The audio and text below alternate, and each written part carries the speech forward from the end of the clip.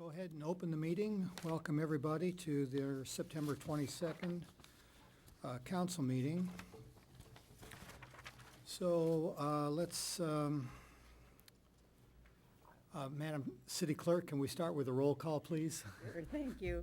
John Caposcia, Mayor. I'm here. Jean Goss, Mayor Pro Tem. Here. Council members, Rachel Arizmendi. Present. Denise Del Mar. Here. And John Harbidian. Here. Okay. Excuse me. Okay, Pledge of Allegiance and Invocation. I'll be leading the Pledge of Allegiance and our invocation. Place your right hand over your heart and repeat after me. Ready, begin. I pledge allegiance to the flag of the United States of America and to the republic for which it stands, one nation, under God, indivisible, with liberty and justice for all. Okay, Pope Francis has arrived in the U.S. today for what is likely to be known as a historic visit.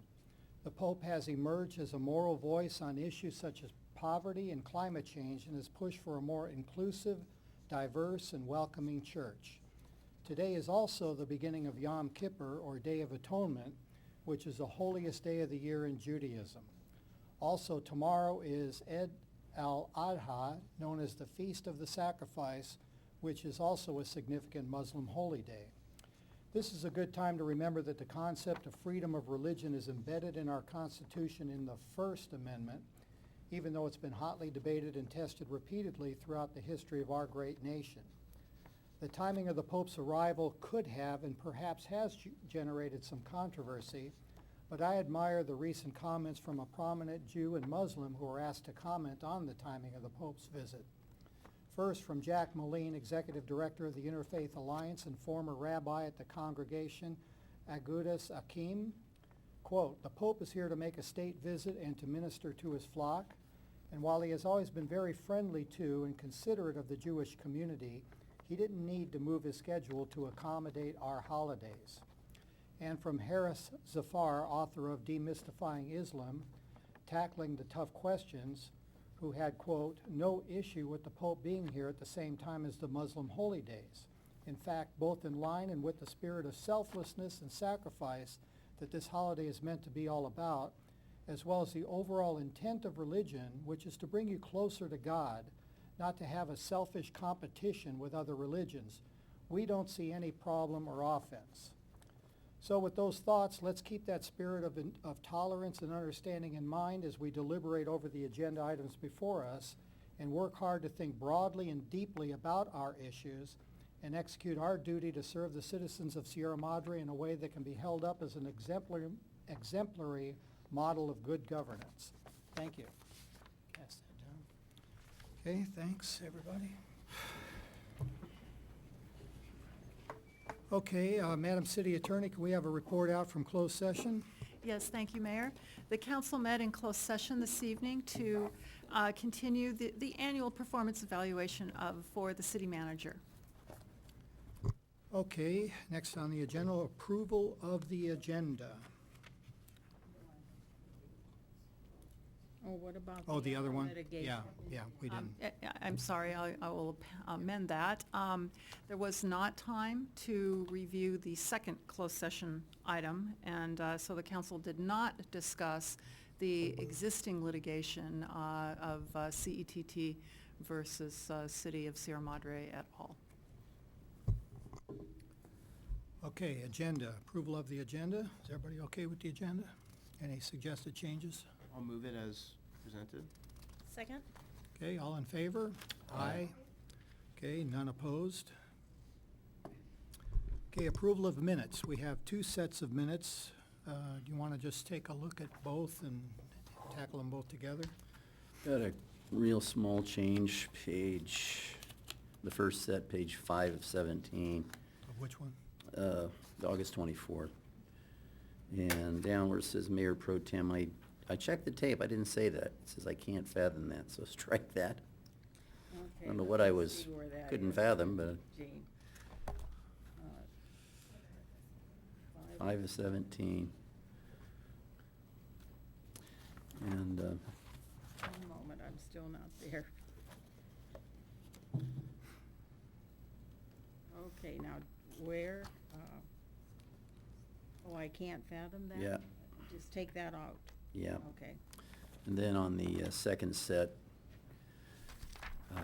page 5 of 22, 5 of 20. I am referred to as Gene Boss. What did Gene I Boss. do? You've called me Gene God and Gene Boss. Are you trying to tell me something?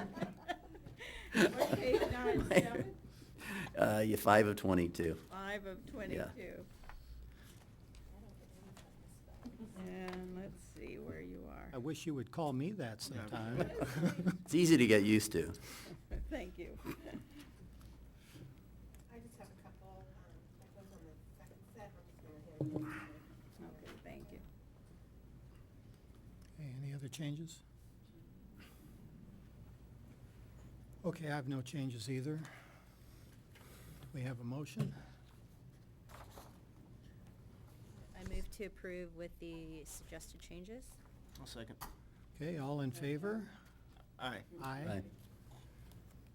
Okay. Okay, mayor and city council reports. Who'd like to go first? I can go first, because I have nothing to report, so that's a quick one. Yeah, I have no report either. I'll just quickly report on, just a special thanks to the Sierra Madre Police Department and Fire Department for their 9/11 memorial. I don't think I reported on that last time.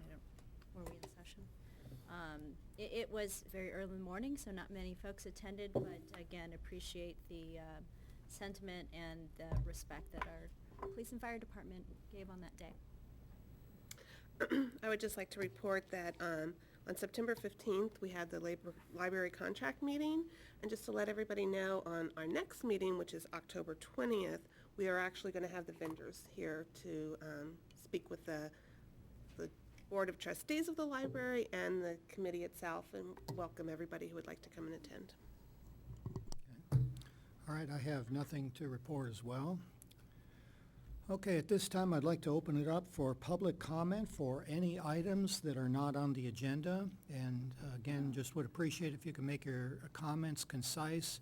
Try to keep within 3 minutes, although we won't boot you out if you're, on a roll here, but would appreciate it. Thank you, Mr. Mayor and City Council people.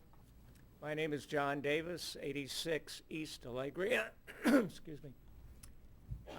I've come here to address what I feel is an injustice in the penalties attached to our current water bills. I'm going to hand out copies of my last water bill so everybody can see the magnitude of my problem. Now, I want to make it clear that our family is doing everything we can possibly do to conserve water. I don't know how we can do more. In fact, our whole backyard, which used to be a nice lawn, we have turned all watering off in the backyard. And the problem that you can see the enormity of the bill. And here's what happened.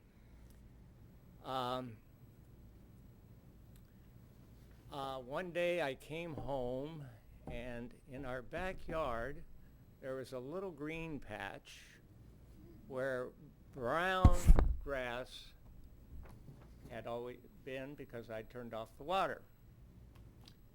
And I reached down to feel the lawn, and it was wet. So I immediately called our plumber. The next day he came out and dug down into the ground 4 feet and found a broken galvanized half-inch water pipe that I had no idea was even there. I had no idea how long it had been broken because on the surface of the ground there was no indication other than this little green patch. And so we lost a tremendous amount of water. there's some redeeming feature in this. It all went into the aquifer. I'm just lucky to have the kind of soil that things just go in the ground easily. If ever I have to drain the swimming pool, I have one area where I direct the water and it doesn't pool. It just goes into the ground and is gone.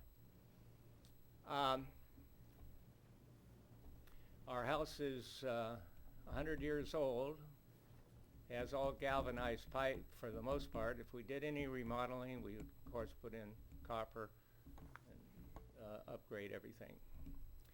I can honestly promise you that this will never happen again. I would just, and I'm not asking for relief on the water usage, the enormous amount, the cost of the water, even though it went into the aquifer and you got a lot of it back. I'm just asking for elimination of the fine. And we have since, because of this incident, removed all galvanized pipe at great expense, I might add.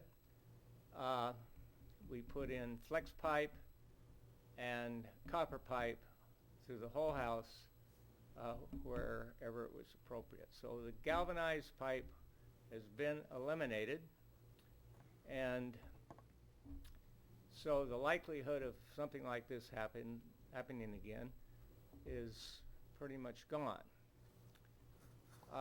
It was my understanding that the penalty phase for excessive use of water was to punish the people who ignored the need to conservate, to be conservative on water usage. We've done everything that the city has asked for and even more.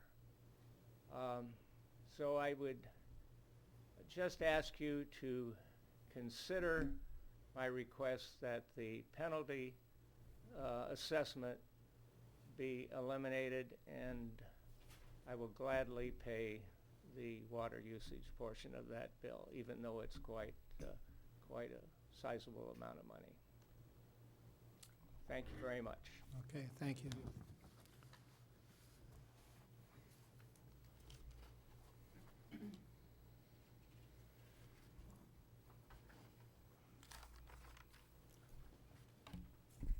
Hello, hi, Rich Proctor, Library Trustee. Want to thank you and acknowledge you for your service to the city of Sierra Madre. And a lot of times at these city council meetings, you are forced to deal with problems, challenges. You know, an example, do we raise taxes or do we cut services? Well, I'm here to offer something wonderful about the city of Sierra Madre, something we can all celebrate, and an opportunity for the citizens of Sierra Madre to avail themselves of an extraordinary service. This September is Library Card Sign-Up Month. Now what that means is, usually during the year there's a fee to get a library card. If you lose your library card, there's a fee. If your library card is damaged, there's a fee. The month of September is a month where you can go in to the library and get a free library card.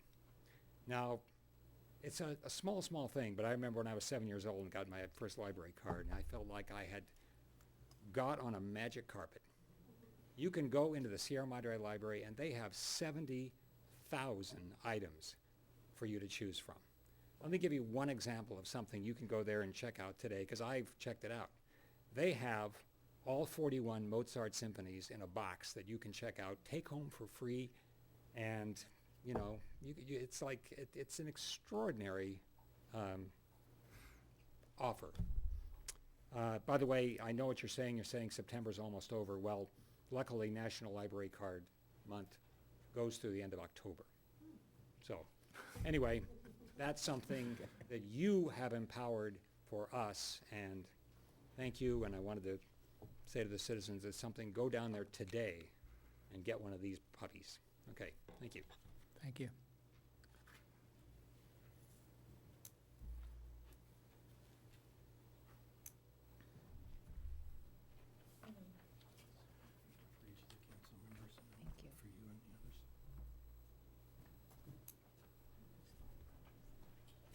Good evening, Mr. Mayor and council members.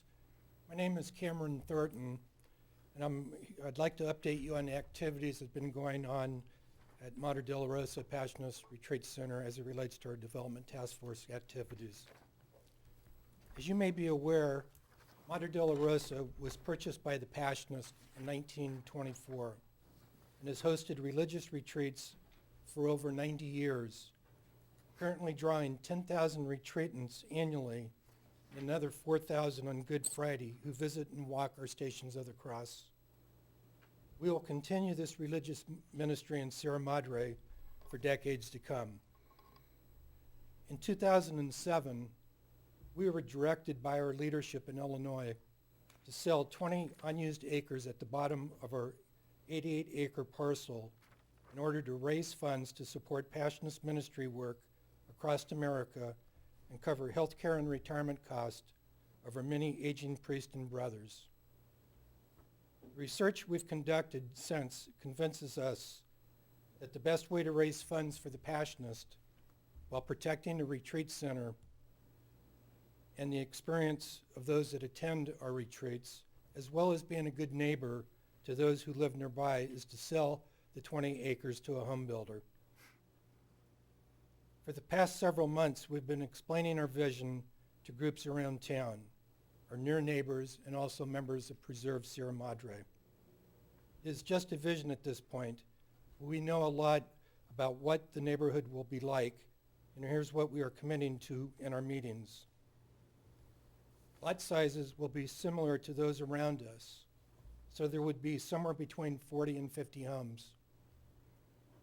The design would protect the village character of Sierra Madre with a mix of lot sizes, home sizes, and styles.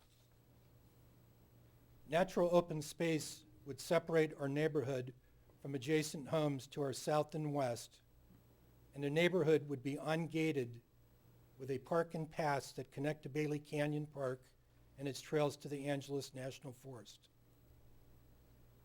Many of the folks we've met with agree that a modest organic extension of Sierra Madre could be a good thing.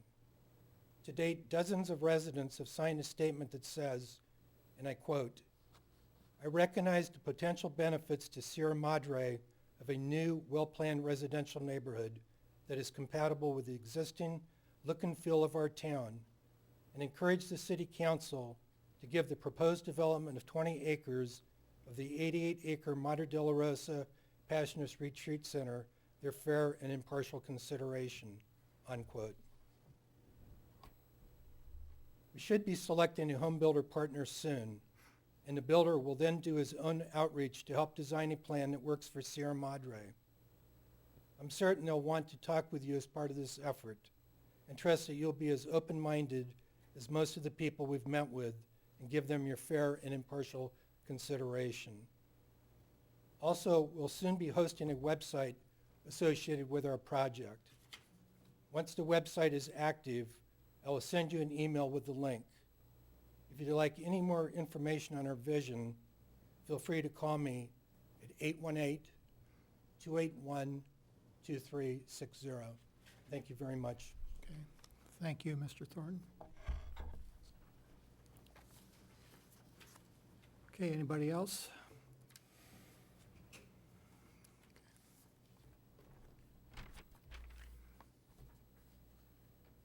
My name is Kelly Yang. I live on Windsor Lane. I'm here tonight to let you guys know that we filed a petition on Thursday, the 17th. This petition comes as a result of a letter/survey that we received in the mail from Bruce Einman. It was regarding an earlier petition that had been kind of put through to initiate a parking and speeding survey and potentially make Windsor a one-way lane and or speed bumps. A good portion of the residents on Windsor weren't aware, actual homeowners weren't aware of this petition, and to our understanding, a portion of Upper Windsor Lane residents had signed it, as well as some folks on Montecito and other neighboring parts. So we put through a petition saying that we, the residents of Windsor Lane, are requesting that parking remain on the east northbound side of the street. we request that no further surveys regarding parking and speeding issues on Windsor Lane are conducted. I would say a majority of the homeowners on Windsor Lane want everything to remain the same. We don't feel like any more tax dollars should be dedicated towards the speeding or parking issues that are perceived by another neighbor. A good portion of us don't feel that way. There's 10 or more signatures of homeowners on Windsor that actually signed our petition. The more concerning part is the letter that we received earlier in the week from Bruce Eyman, just kind of noting that a petition had been put through and, a note to respond to his survey. We had reached out to him via email and a telephone call a couple times, and he never responded to us. My husband's a firefighter.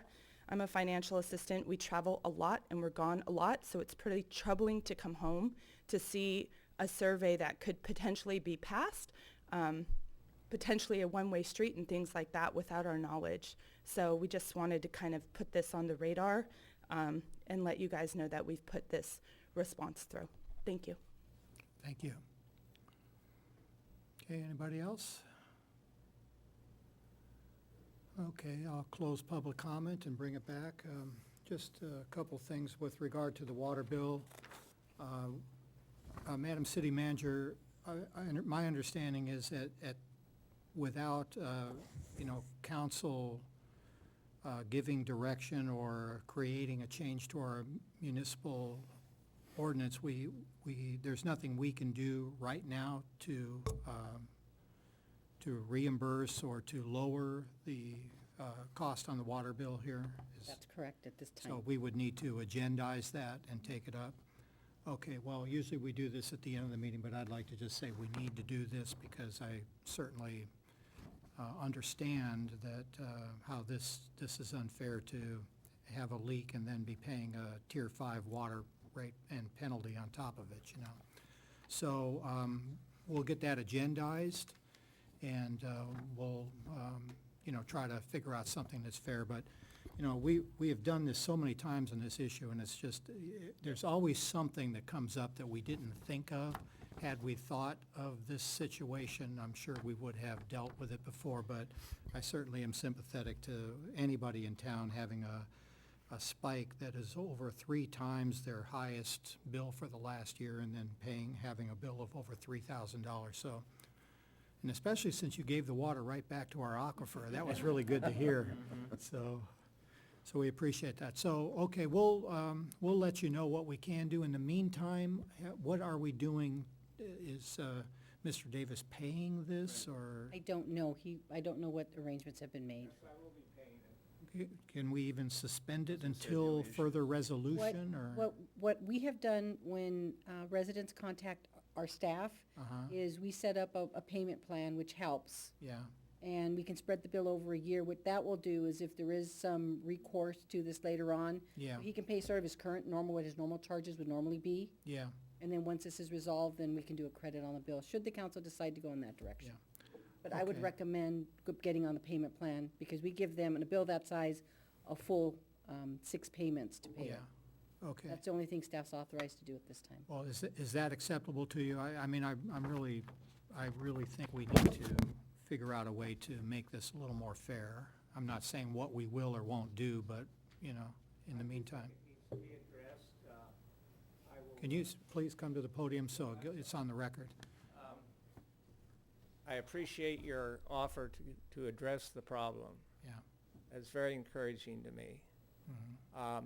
And I've talked with staff about the possibility of paying off this over a period of time, and I will come in tomorrow and work something Okay. out with them. All right, and as soon as you can squeeze it into our agenda, we'll take a look at it. Thank you. We were going to address, we're coming right up on what we said before. We were going to take a look at the situation and the penalties and how effective they were and relook at that anyway, didn't we? Yes. So, yeah, so the timing is good That's a anyway. little further out, so we would bring this back sooner. Okay, all right, The thing that is coming back sooner that you're recalling is what to do with the penalty money that is collected. oh, yeah, Different topic, but okay. related.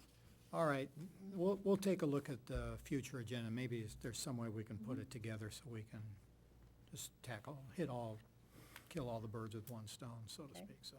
Okay, well, thank you. so We'll- much for that. We'll see what we can do about that.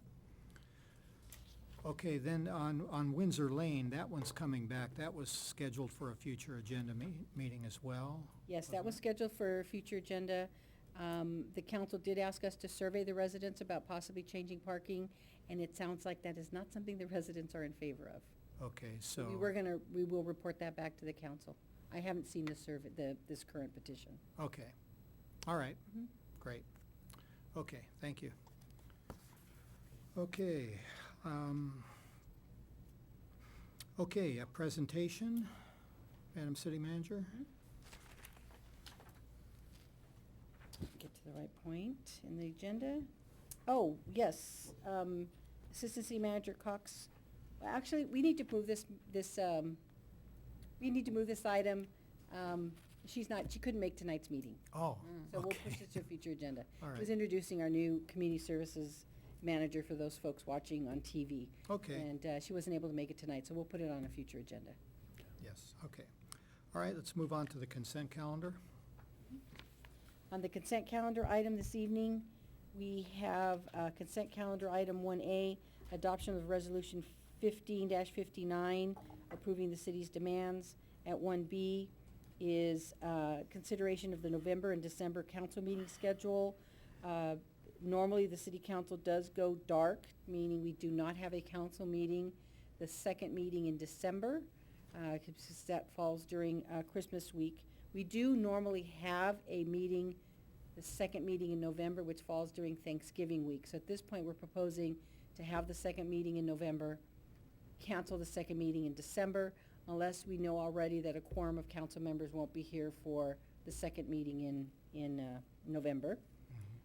Item 1C is award of contract for a library facility condition assessment. The recommendation is that the city council approve an award of contract to Onyx Architects in the amount of $22,930, and that would be paid for entirely through the gift and memorial account and not general fund dollars.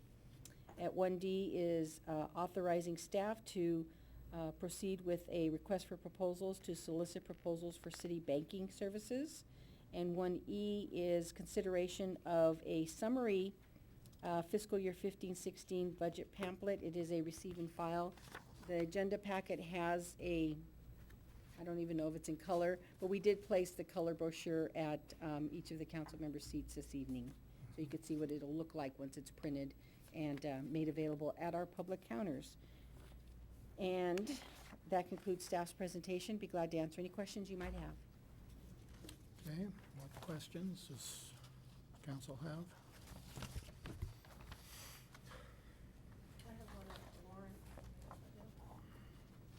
Okay. On page 10, there was a check for $896.80 for distribution system repair for Western Waterworks. Is that a company that we're bringing in to help with repair the leaks? Director Inman, is he? $896.80, distribution system repair, Western Waterworks. Western Waterworks is one of our vendors that provides pipe, valves, fittings, that sort of thing. Thank you.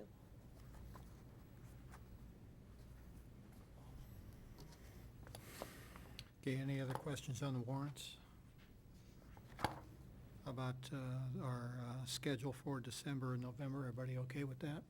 I'm fine. Okay, library facility condition assessment. I thought it was really interesting that the person is, his grandfather is the architect that designed the Yeah, building. it's really so, great. Yeah, Those pictures are really, really cool. really cool. Okay, request for banking services. Questions? Okay, and how about the budget pamphlet?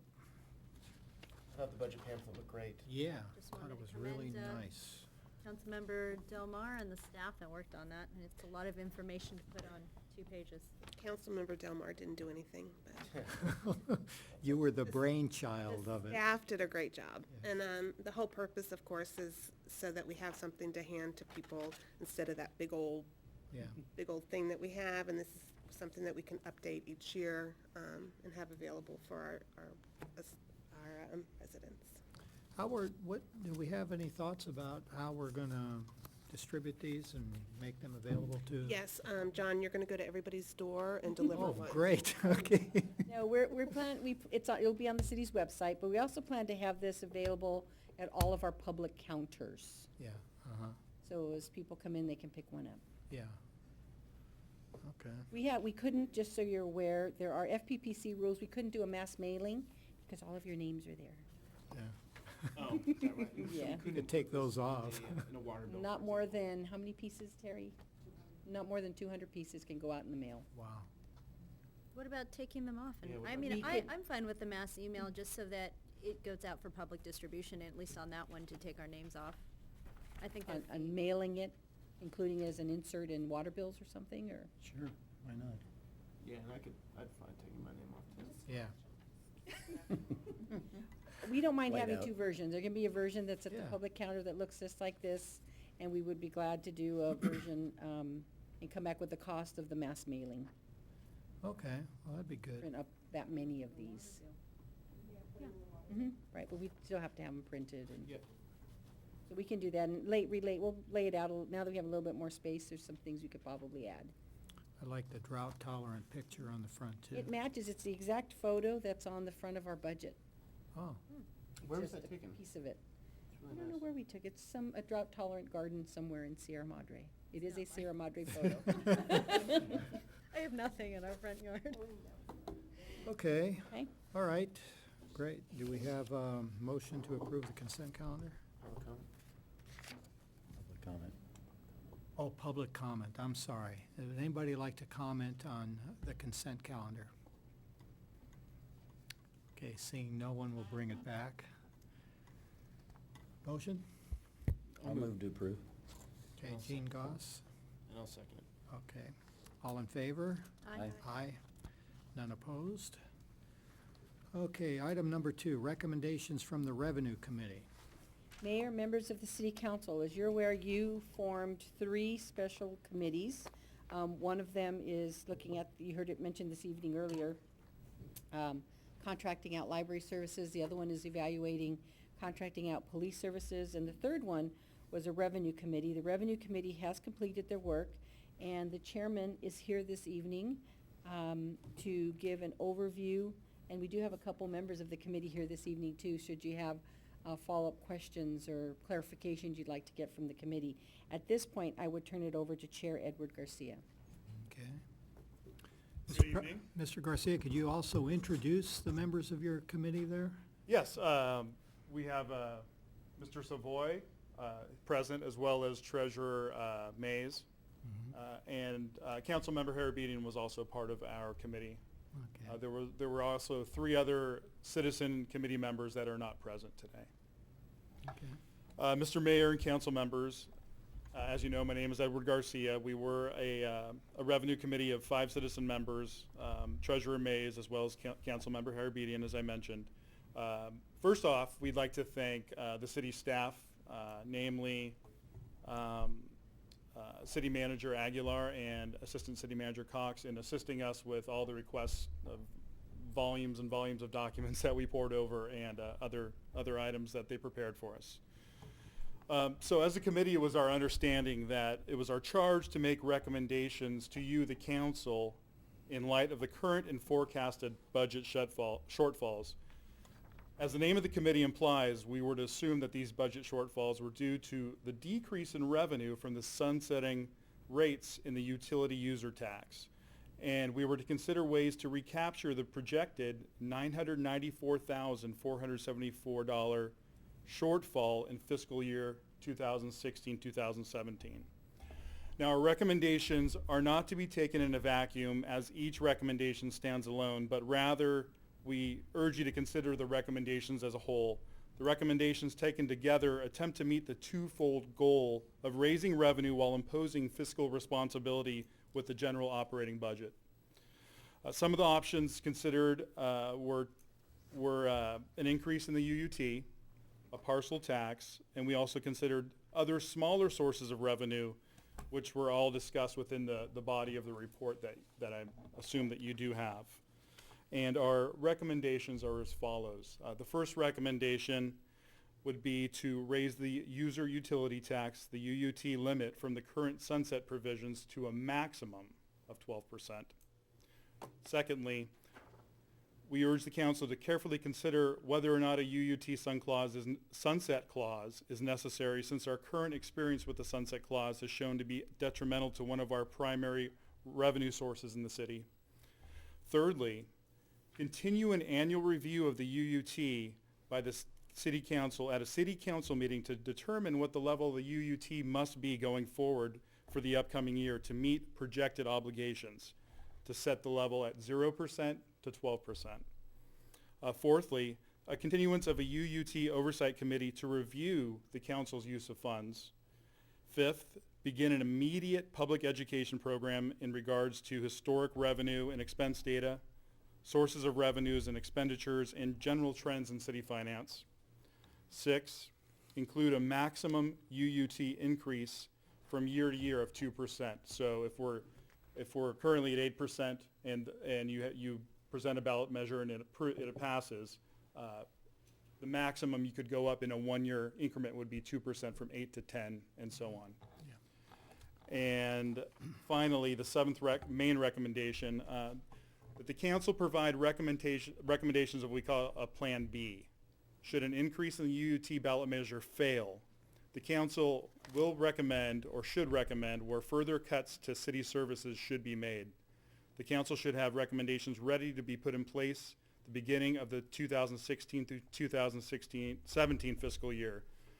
This recommendation is to avoid further depleting of the city monetary reserves. And during our meetings, we saw, I believe it was a 2011 document addressing the aging infrastructure of the city. These 3 recommendations that follow are concerned with this aging infrastructure, and I think it's maybe a little timely considering that we had a water main break on Cannon. It's evidence that some of the infrastructure in town is aging.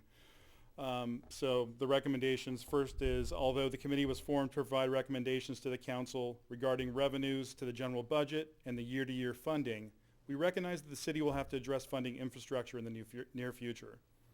Secondly, the current policy of allocating a relatively small amount of the budget to some of the repairs is not a sustainable model to address the current state of the infrastructure in the city of Sierra Madre. And third, following this current election cycle, we suggest an ad hoc committee to be formed in order to provide recommendations to the city council regarding funding sources to deal with the poor state of the city's infrastructure. And we have some other suggestions that were considered. We didn't reach a consensus, but I welcome any questions that you have regarding our findings and what we talked about. Okay. Well, thank you for putting in the hard work. I know it's, it's challenging to go through all that information and to meet repeatedly. Can you tell me I'll just let everybody else ask their questions first before I jump in. So what questions or comments do you have for Mr. Garcia? Questions or comments? You can make both, yeah. I just want to thank all the committee members for all their hard work and also recognize that Mr. Gold was not able to be here tonight, and he did submit a letter with his recommendations, and he gave high praise to Mr. Garcia for being well prepared and all the work that you did. And I think my question is, going through the process, did you think this was a good process to go through to get to the conclusion that you came through? I did. Going forward, I know the council is going to have to address whether or not the UUT tax is a sustainable model going forward. Right. We think for the short term, it's something that will meet the goals, but in the long term, we urge the council to maybe consider other options. And when you talk about the UUT Oversight Committee, is that a committee that would meet prior to us setting a budget, or would it be afterwards to see how the funds were spent? The second. It would be after when you set the budget and you recommend what the UUT level should be at, afterwards have a committee go through and make sure that the recommendations were followed appropriately. What about the committee recommending to the council? We did not address that or plan for that. Thank you. Sure. I just had a clarifying question. So the idea is that every year the council would consider what the UUT should be for the upcoming year? Yes. Okay, and then, so an increase up to 2% hypothetically could go down 4%, which I think would be unlikely, but that part wasn't discussed. It was just for the upcoming year, decide whatever the percentage is and no more than 2%. No limit on a decrease, but a 2% limit on an increase. Okay, thank you. Just want to make sure I understood that correctly. Yes. Councilmember Goss or Harabedian? First, yeah, I'm sorry, I'm kind of lost my focus there for a minute. Thank you very much, Mr. Garcia, for all your hard work, to Mr. Savoy, Treasurer Mays, Mr. Staggs, and all the other members of the committee. A fantastic job. I think I've got a pretty good handle on what you're trying to accomplish here. Was there any thought given to the, given the fact that we've lost this UUT measure lost twice in the last, 2 election cycles?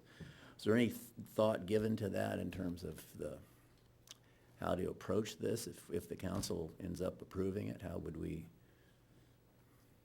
Well, How do we make the case? Obviously, you guys crunched the numbers, spent all summer on this, and came to the conclusion that we need a 12% UUT. Others of us have come to that conclusion as well a long time ago. I'm just wondering, how do we go about making that case to our citizens? We discussed it as lay members. We weren't as concerned, and we made sure not to always consider the electability issue, because that wasn't our charge. We discussed it amongst the group.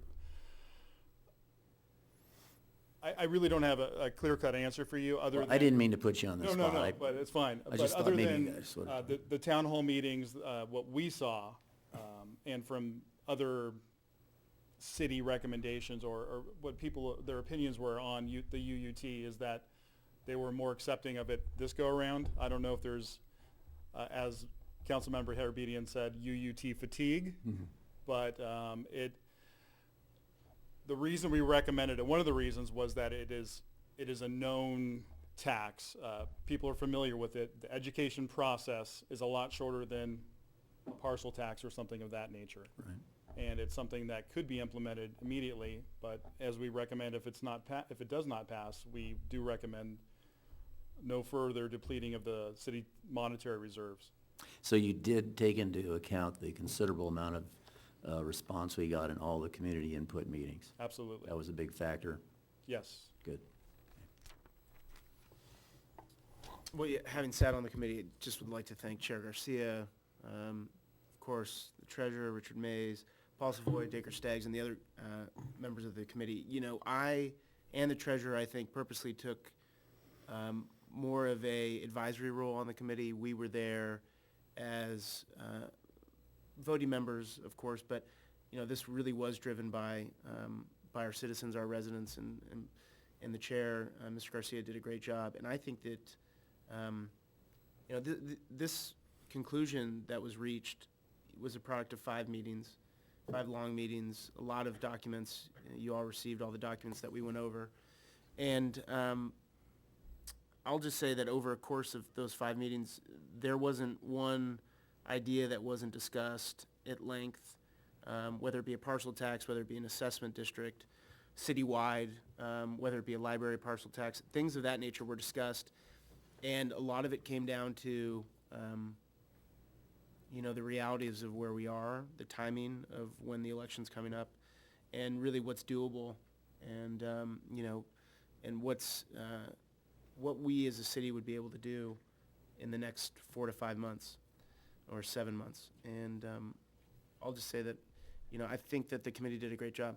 And I think that this gives the council a really great starting point to discuss it. And this will probably be one of many discussions, so I'll just say that. Thank you very much. Thank you. Okay, just, yeah, just a comment. Your recommendation, continuance of the UUT Oversight Committee, I mean, how would you envision, or did you discuss how that committee would operate compared to the current one operates today? Now, the current one is really in place to address the increase that went from, took it from 6% to a maximum of 12% to ensure that that money was spent, that the increase from that 6% was given to public safety. And that's been, from all the reports I've seen over the years, that's been the focus of that committee. But it sounds like this, what you're recommending here, might be a little more broad. Yeah, I think that we're kind of past that point where just the increase looks back at the baseline of what safety was, and in trying to meet that delta between the base year and the current year. There's the revenue needs are greater than that because they're needed throughout the city. Public safety is one of the issues, but the general fund is the bigger issue. And we see that committee as what Councilmember Del Mar mentioned.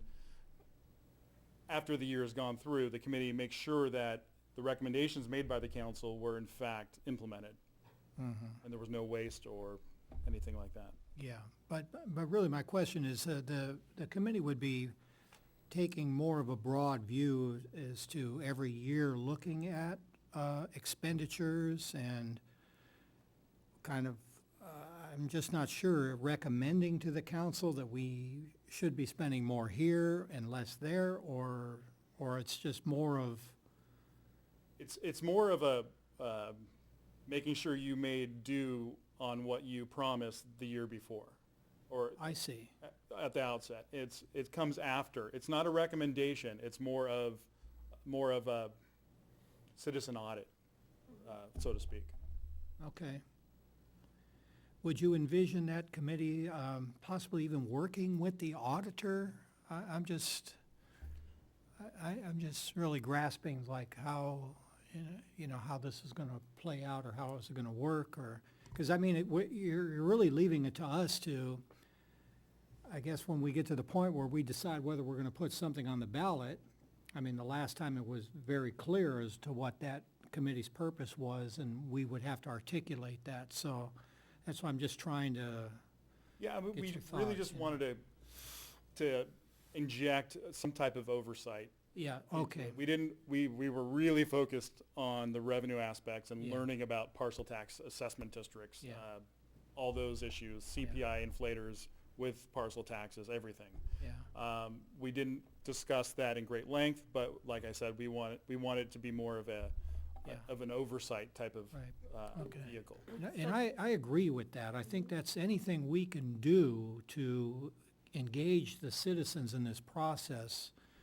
The idea is to cut out some of the misunderstandings or bad information that's been out there and help our citizens understand, more about their city and where the money goes to, and get the expectations of what they want so that we're spending the money in a way that they feel benefits them. I mean, that's really important, and I can just say from my own point of view, it's really a challenge as a politician to do that. You're never at the point where you think you should be in having that discussion with your constituents, So that's a great thing. So we'd have to really put some thought into this and how we would execute on that. Yeah, I think, to cut to the chase is to kind of keep us honest, keep the Yes. council honest, and to make sure that anything that we do use the UUT money for is actually needed and not extras and building up the government again. It's really just to make sure that we're doing what we absolutely need to do, correct? That's correct. Now, the other, suggestion is that we need to deal with the infrastructure problems. And I had some discussion with the city manager about this, Mayor Pro Tem and I, because I think part of that recommendation is to put a little bit more into fixing our water infrastructure. And I was wondering if that just needed to be funded from, via Proposition 218 and keeping the water enterprise, and, you know, you told me that that was okay to have either the general fund or property assessment or anything else to take a chunk of that money and use it for our water infrastructure. So that's good to know that that's even possible. It just can't go the other way, yeah, okay. So, yeah, so that's another thing that we would have to, I think in the long term, is balance, I mean, with say the recommendation of a 12% UUT, some of that money would be earmarked, I don't know if that's the right word, for infrastructure, but you're asking us to also consider long-term of another form of revenue, such as a property tax assessment to deal with the infrastructure.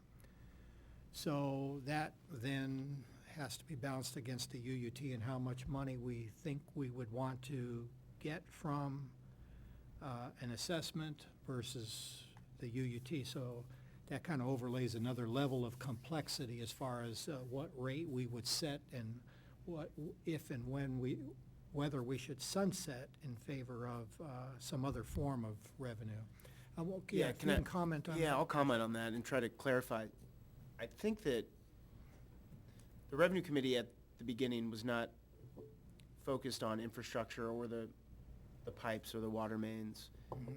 And it was something that really came up organically, I think, from looking at the documents, which was, okay, we get what our charge is. There's a impending $1 million general fund deficit coming up, which slightly touches on infrastructure.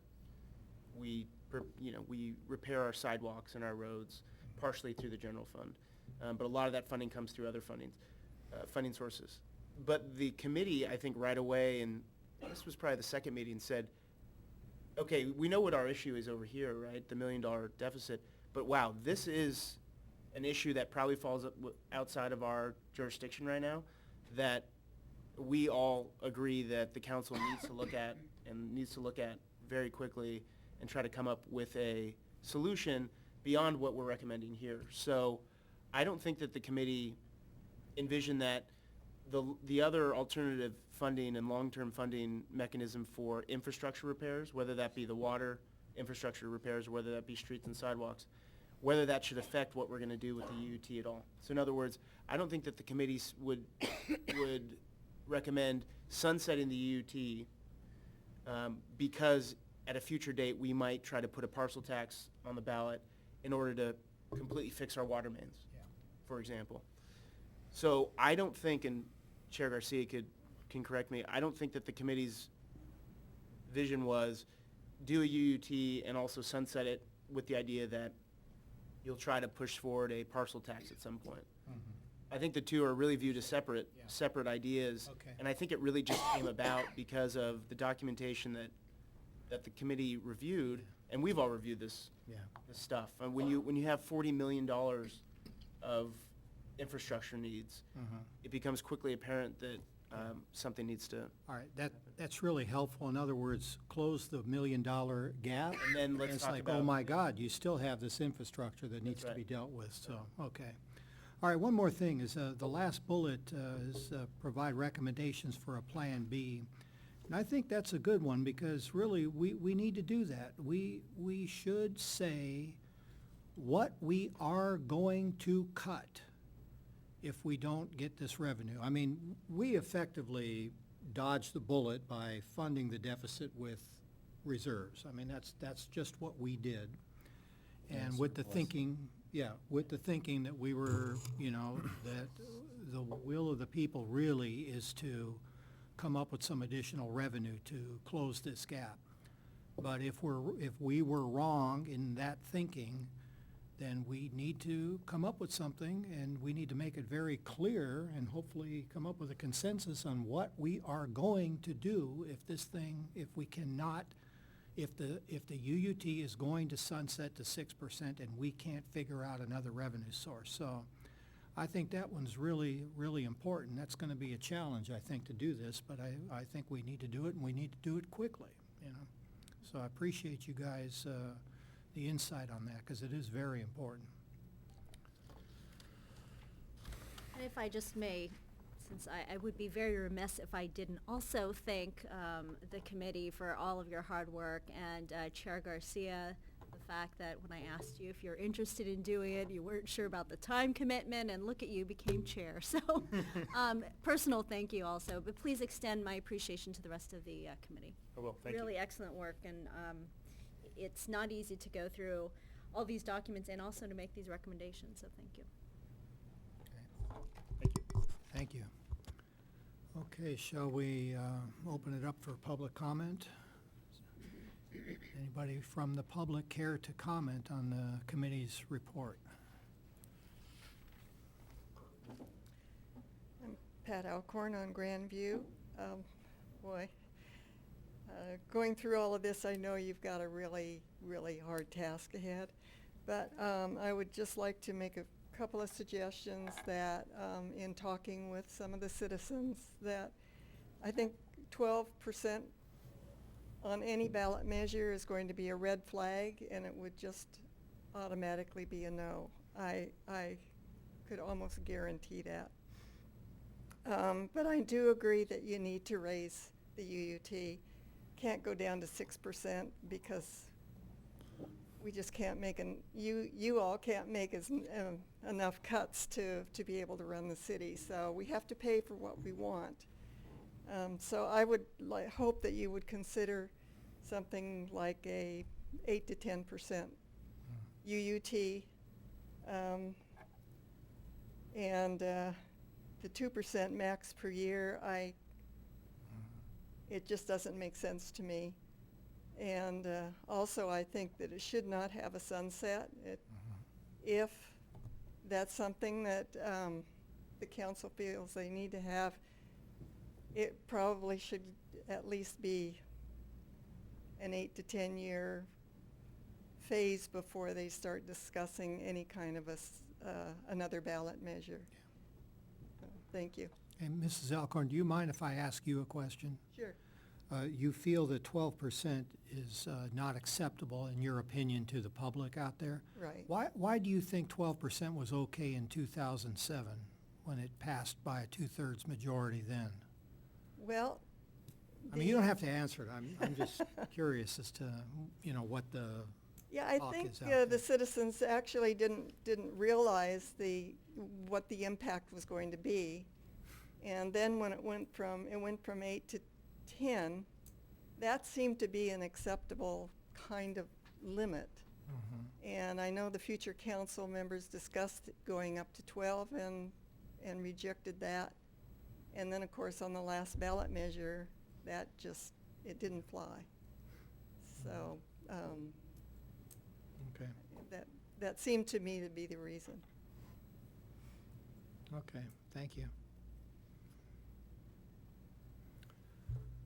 Okay, any other comment from the public? Okay, let's bring it back to council. So we have to kind of, if I can just ask Madam City Manager, what is the timeline for us to put something on the ballot? When do we have to kind of have things wrapped up? The legal timeline pursuant to the California Elections Code actually is in December. But I can tell you that, and the city clerk is here, that doesn't give the city clerk much time to get everything she needs to get, to get everything she needs to get into the county. I think if you were to ask the city clerk, because it is her purview, I think the latest she would like to take it, Clerk Schollenberger is second meeting in November. I haven't checked the calendar for the election yet, but I believe the resolutions have to be approved in November. Okay, so, There's a schedule that Martin and Chapman, our election consultants, put out that is slightly different than what the the government code is for elections, because there does need to be time to prepare the sample ballots and do the mailings and everything. so we should then set a deadline to have any resolution in place by the first, Meeting in November first would be meeting, great. okay.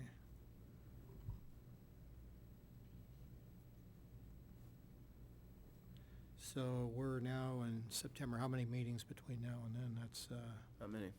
2. September, in October, October and November, one in December. November. Then the Three. December one, we would have to have it for our approval. I mean, for the November meeting. Right. So staff would have, so we really have two meetings to hammer out what we're going to do here. Mm-hmm. But Mary, you do have a good plan from the last time, so she has a good start on the last resolutions. Well, if we wanted to do it that way, you The know. wording will be a lot the same, so I don't think it's going to take quite as much work. Yeah. Okay. Okay, so what thoughts do you guys have? I mean, we have to determine a couple of things. Number one, the rate and, you know, the sunset clause and any other conditions we would want to apply to it. Mm-hmm. So, And I'll respond to Ms. Alcorn's point about the 12%. First of all, we talked about the UUT in relation to a parcel tax a lot. So we struggled for a few meetings whether to recommend the UUT or whether to recommend a parcel tax. And for reasons that we state in the report, the UUT, in our opinion, in the committee's opinion, is the most doable option for the short-term solution that we're looking for. So when we looked at the UUT, and I kept using the phrase UUT fatigue, reality out there, and I think that there is a perceived, in my opinion, there was a perceived UUT fatigue amongst our electorate, amongst the citizens, that a few of us were concerned about. But I'll tell you what, the committee took a lot of credence in the feedback we received in the town hall meetings. And a lot of the feedback that we each got anecdotally from our neighbors or from other folks that we talked to. And I think really the numbers that we received in the feedback in the town hall, the June town hall, really speak for themselves, which, and we note here, 81% of the folks that we polled said that UUT is the best revenue option. And 57% of those folks said the UUT at a 12% is what they would prefer. Now, that sample size might be imperfect. That might not be a perfect sample size to give a fair reading of the city as a whole. But we took that to mean that given the $1 million budget deficit, 12% wouldn't necessarily be dead on arrival. And two, quite the opposite. It seems like most folks that were polled would prefer 12% over 10%, 57% versus 43%. And secondly, it would put the city in the best position to actually address the budgetary concerns that we have. 10%, sure, would probably get us back to a balanced budget, but it gives us no room to do anything else. It gives us no room to address any sort of infrastructure needs. It gives us no ability to unfreeze positions that we know are frozen right now. And it gives us really no ability to account for rising costs, CPI, things like that going forward. So as a committee, 12% was what we, as a whole, other than Mr. Gold did send an email and said that he thought 9% was a better figure.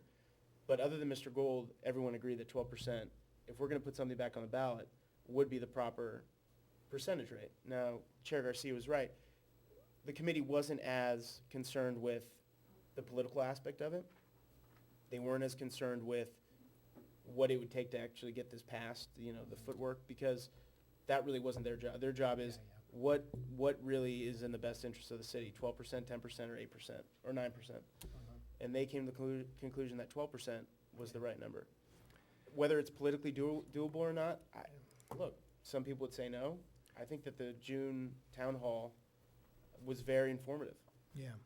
So, Okay, well, I mean, the 10%, I know, as I agree with you, is that we can get to a point where we can balance the budget. We can always eke out, we can deal with the lack of our ability to increase for cost of living and, some of the other problems that we know are coming up that are aside from CPI, like we discussed about having to now hire engineers for the fire department and other things like that.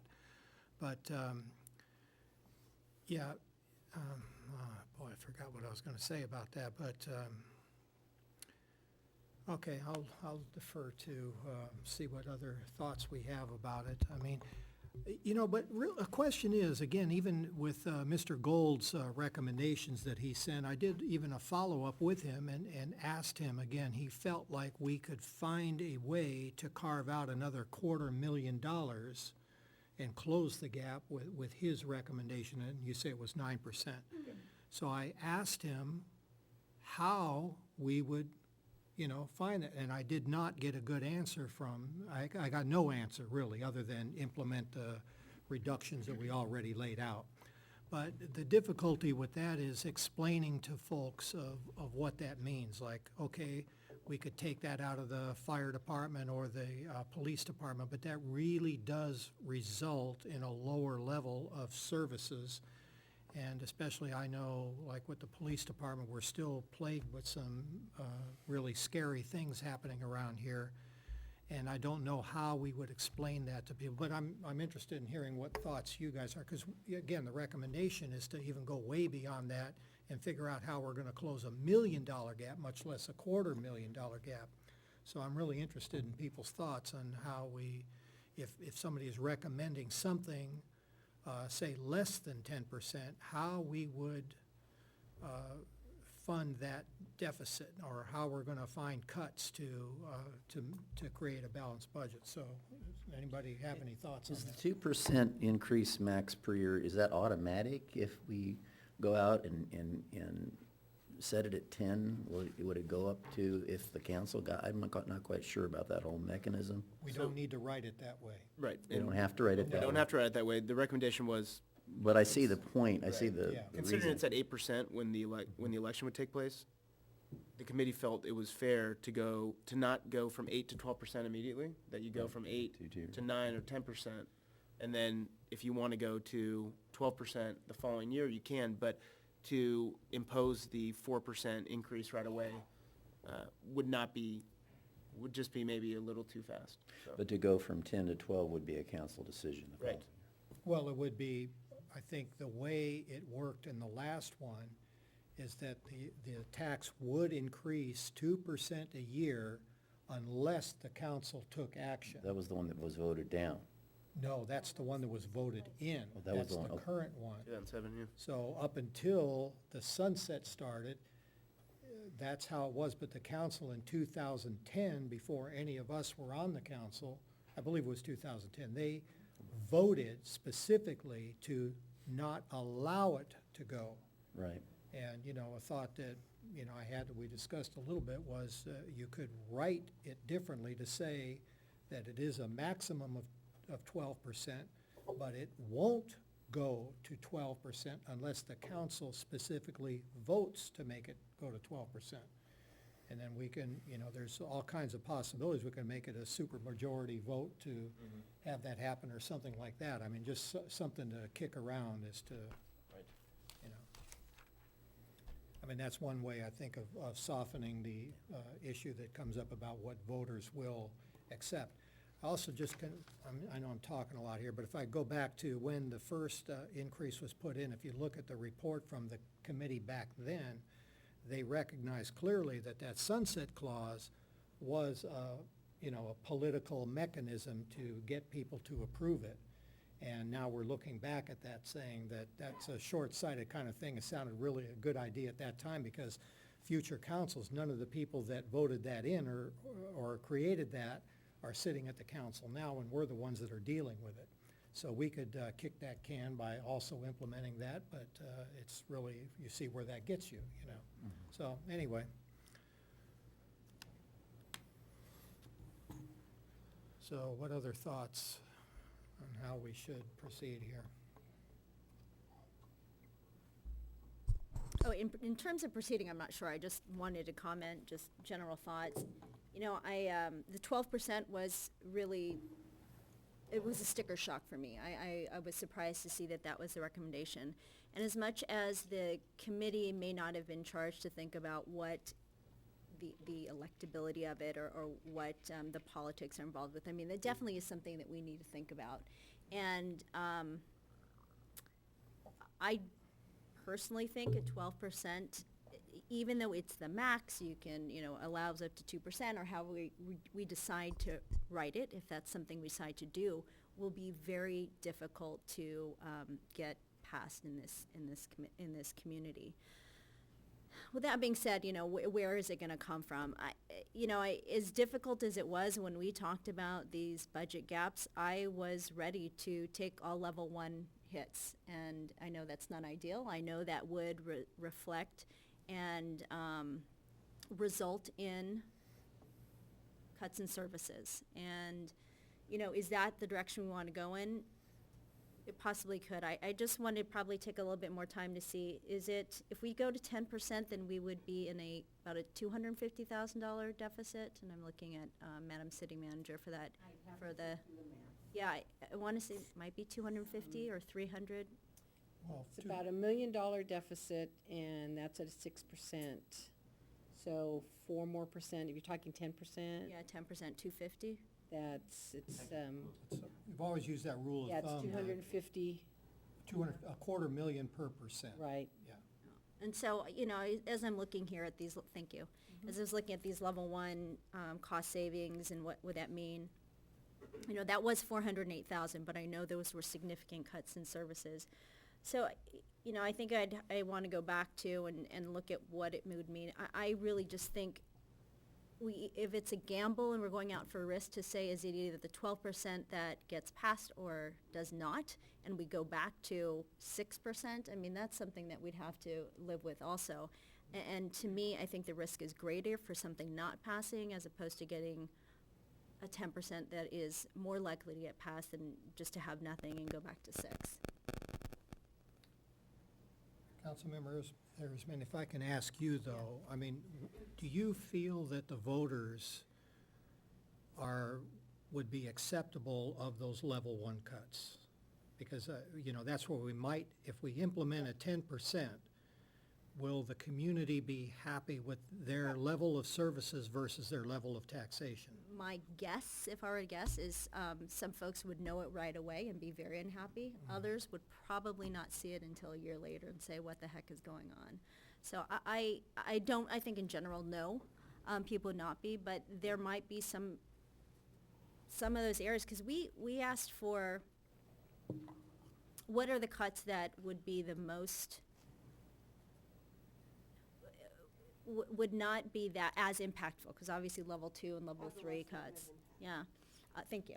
And the cuts will be there, and again, we may be able to play with that a little bit more now that we understand it a little bit more.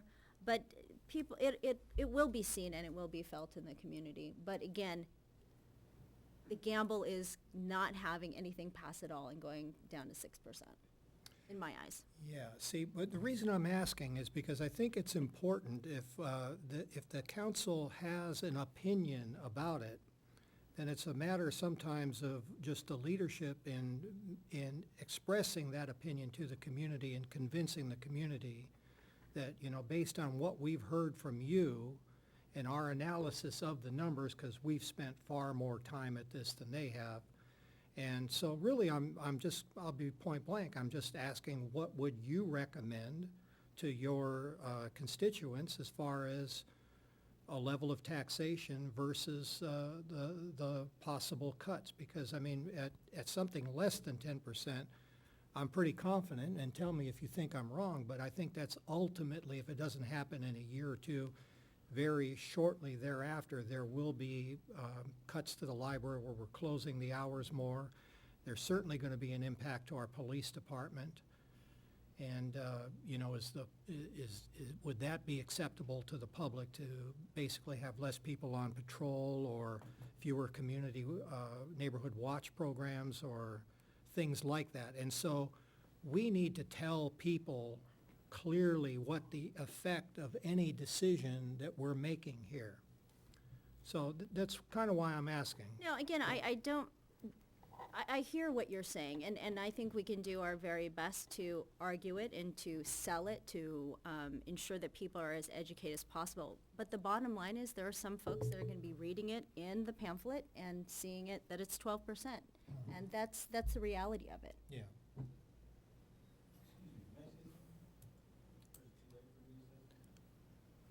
Yes, I think I'm going to open this for public comment before we decide anything, but not right at the moment. We're still just deliberating amongst ourselves, but I think it would be appropriate to allow, additional public comment a little bit later. Councilmember Del Mar, do you have any thoughts? I do have thoughts. Okay. So where I see this is we've put this on the ballot twice and it's failed. And so I think we really, really, really have to look at that, saying that it failed. And there's a big disconnect because we had it on the ballot twice and it failed. We had the town hall meetings where people said, oh yeah, we would favor a 12%.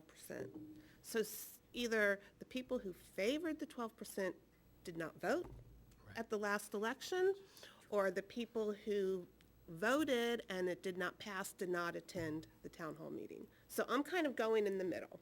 Or they because- changed their mind. The third is the folks, and I'll tell you, there was folks on our committee who voted against the measure and are now for 12%.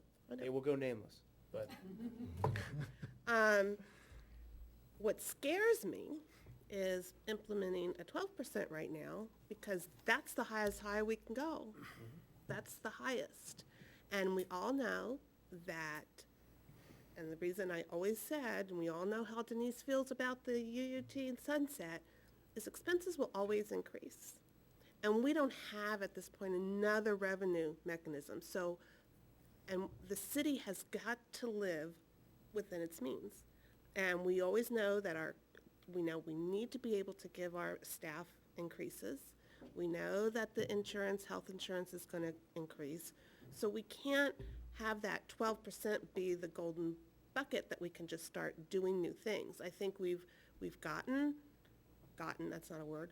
We have the staffing, as I know that we keep hearing that it wasn't like it was before, but I think the mindset needs to be, this is the staffing. And we need to obviously work on the police department to try to get either full-time or part-time, and we need our fire, but we can't look at this as increasing positions because that increases everything. I would suggest that it stay at a 10%, and I have no problem going for cuts if we need to the first level, and then being able to say it would go to, because we're not going to have a sunset, go to a 12% if council needs it, not for another 5 or 6 years. Because what I don't want to see is us use that whole 12% and then 5 years down the road, we have nowhere else to go. So if we, control it and use, that 10%, so that, we don't have to make any more cuts than we have, but don't go all crazy and, do a big shopping spree because we have that extra 2%, and really keep that in the reserve when we need to go to it. And, I think from people that I've talked to, I think that would be doable. I think it's the prudent thing to do. We need to know that our expenses will always go up. We cannot slash any more staff. We're done. We can't, no more can go. And also have that plan B ready to go if it doesn't pass. And also really stress to our staff, our wonderful staff, that perhaps ways that we've done things in the past, we don't need to do them that way. We need to find more efficient ways to take care of things and do things. So that's kind of where I stand. I know that we had a lot of people who said that they would go for an increase or keep the 10%. But I do worry that it's not going to pass, and then we're going to be stuck in the same position. And I am also scared that we use that whole 12% right now, and then we have nothing to go to. Yeah. Okay, just, if I can just clarify, are you proposing that we, say, put something that says it will be 10% at the start, and then, say, 5 years later, it could go to 12%? And, is that concept of you would like to see the council vote on it? With the to make it- oversight, with the UUT Oversight Committee, Yeah. Looking at it and making those advisory recommendations. Yeah. I would, even a 9%, I could go with the 9%, but I think 10, Yeah. we're kind of on the even path right now, and, Well, at 9%, I mean, we will have to cut. right, we would have to do level 1 cuts. 10%. And which is people, isn't it? Right. Yeah. And 10% is, you know, we're going now. I just don't want to see us explode and Yeah. take on more than we can handle 5 years from now. Yeah. I think we need to really be focusing on that, because we have no, unless we're going to build a car dealership, anybody wants A to. Walmart. A Walmart. I don't see that on the horizon. We really need to kind of be frugal with our pennies. Well, I'd like to see if we can kind of flesh out some kind of, something that we can agree tonight. I mean, can we work on that a little bit? I mean, you know, I kind of like what Denise's, Councilmember Del Mar is proposing, that, So what exactly is that proposal? That you put on a ballot measure that says for the next 4 years, the UT would be at 10%, and then in year 2020, the potential to go up to 12%, is there? yeah, but only after the council votes. Right. And the thing I like about that is the voters have plenty of time, because there'll be a few elections before that, to elect people that they feel represents their point of view on it. And we could either make it, like I say, a simple majority vote or a supermajority vote. And that kind of ups the ante a little bit to ensure that, there is more or less a consensus, I mean, it worries me that you'd even have a split vote on something like that, So, And it also keeps consistency in budget and future planning, Yeah. that you know what it's going to be. Although I like the UT committee, and, are we going to go up 1% or down 2%? If we have a consistency in the budget, we're able to project and do more than, that 1 year, project out 4 years. And that helps with staffing, it helps with benefits, it helps, with programs and stuff. Let me weigh in a little bit. If this is what it takes, I'm willing to work with you on that, Councilmember Del Mar. I just want to say, when you're saying shopping spree, I know you know what you're talking about. I don't mean to belittle that, but let me tell you what the shopping spree really is. I mean, if we go back to the status quo budget prior to the end of this last fiscal year, where we were at 10%, we were still 5 years backlog in tree trimming. We've got miles of sidewalks to repair. And we just learned last week that now the engineers, we're going to have a hard time staffing our engineers with volunteers in the future. We're going to have to go to a professional fire department. The numbers that were kicked around were several $100,000 to hire part-time or full-time engineers to do what volunteers are now doing. So I don't mean it to be disrespectful. I don't think what we're talking about with that extra $250,000 is really a spending spree. It's getting things done that we really have been deferring for a very long time, and that's, I think, having a negative impact on the quality of life in this town. And I think, frankly, 10 and 12% are arbitrary numbers. I think what we ought to be talking about is what is it going to take to govern the town effectively. I do take your point about efficiencies, and I think that the public expects that. And since I've been on the council, I think we've made some progress in several respects in terms of some budget cuts and some new management changes.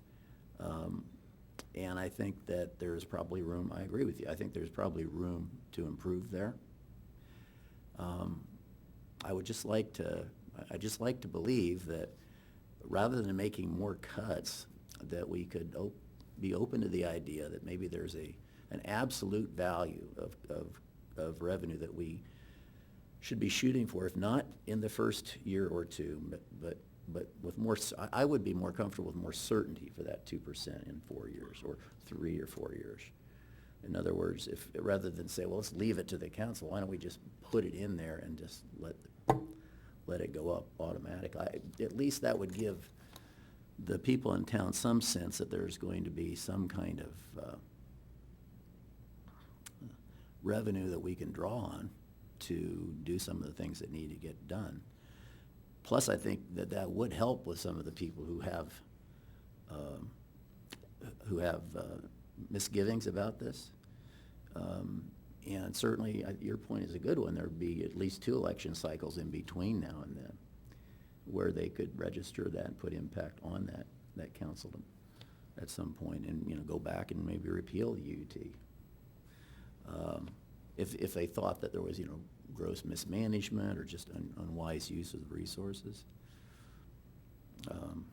And you make some good points, but the 12% is not arbitrary. 12% is the max, so we can never go higher. We can never go higher than that. So if you set a 12% budget in 2017, in 2021, you're going to start having to lay off or all that progress you made is going to go away because we're not going to be able to increase it and we're not going to have that revenue. Now, property taxes are increasing and they will, probably continue to increase.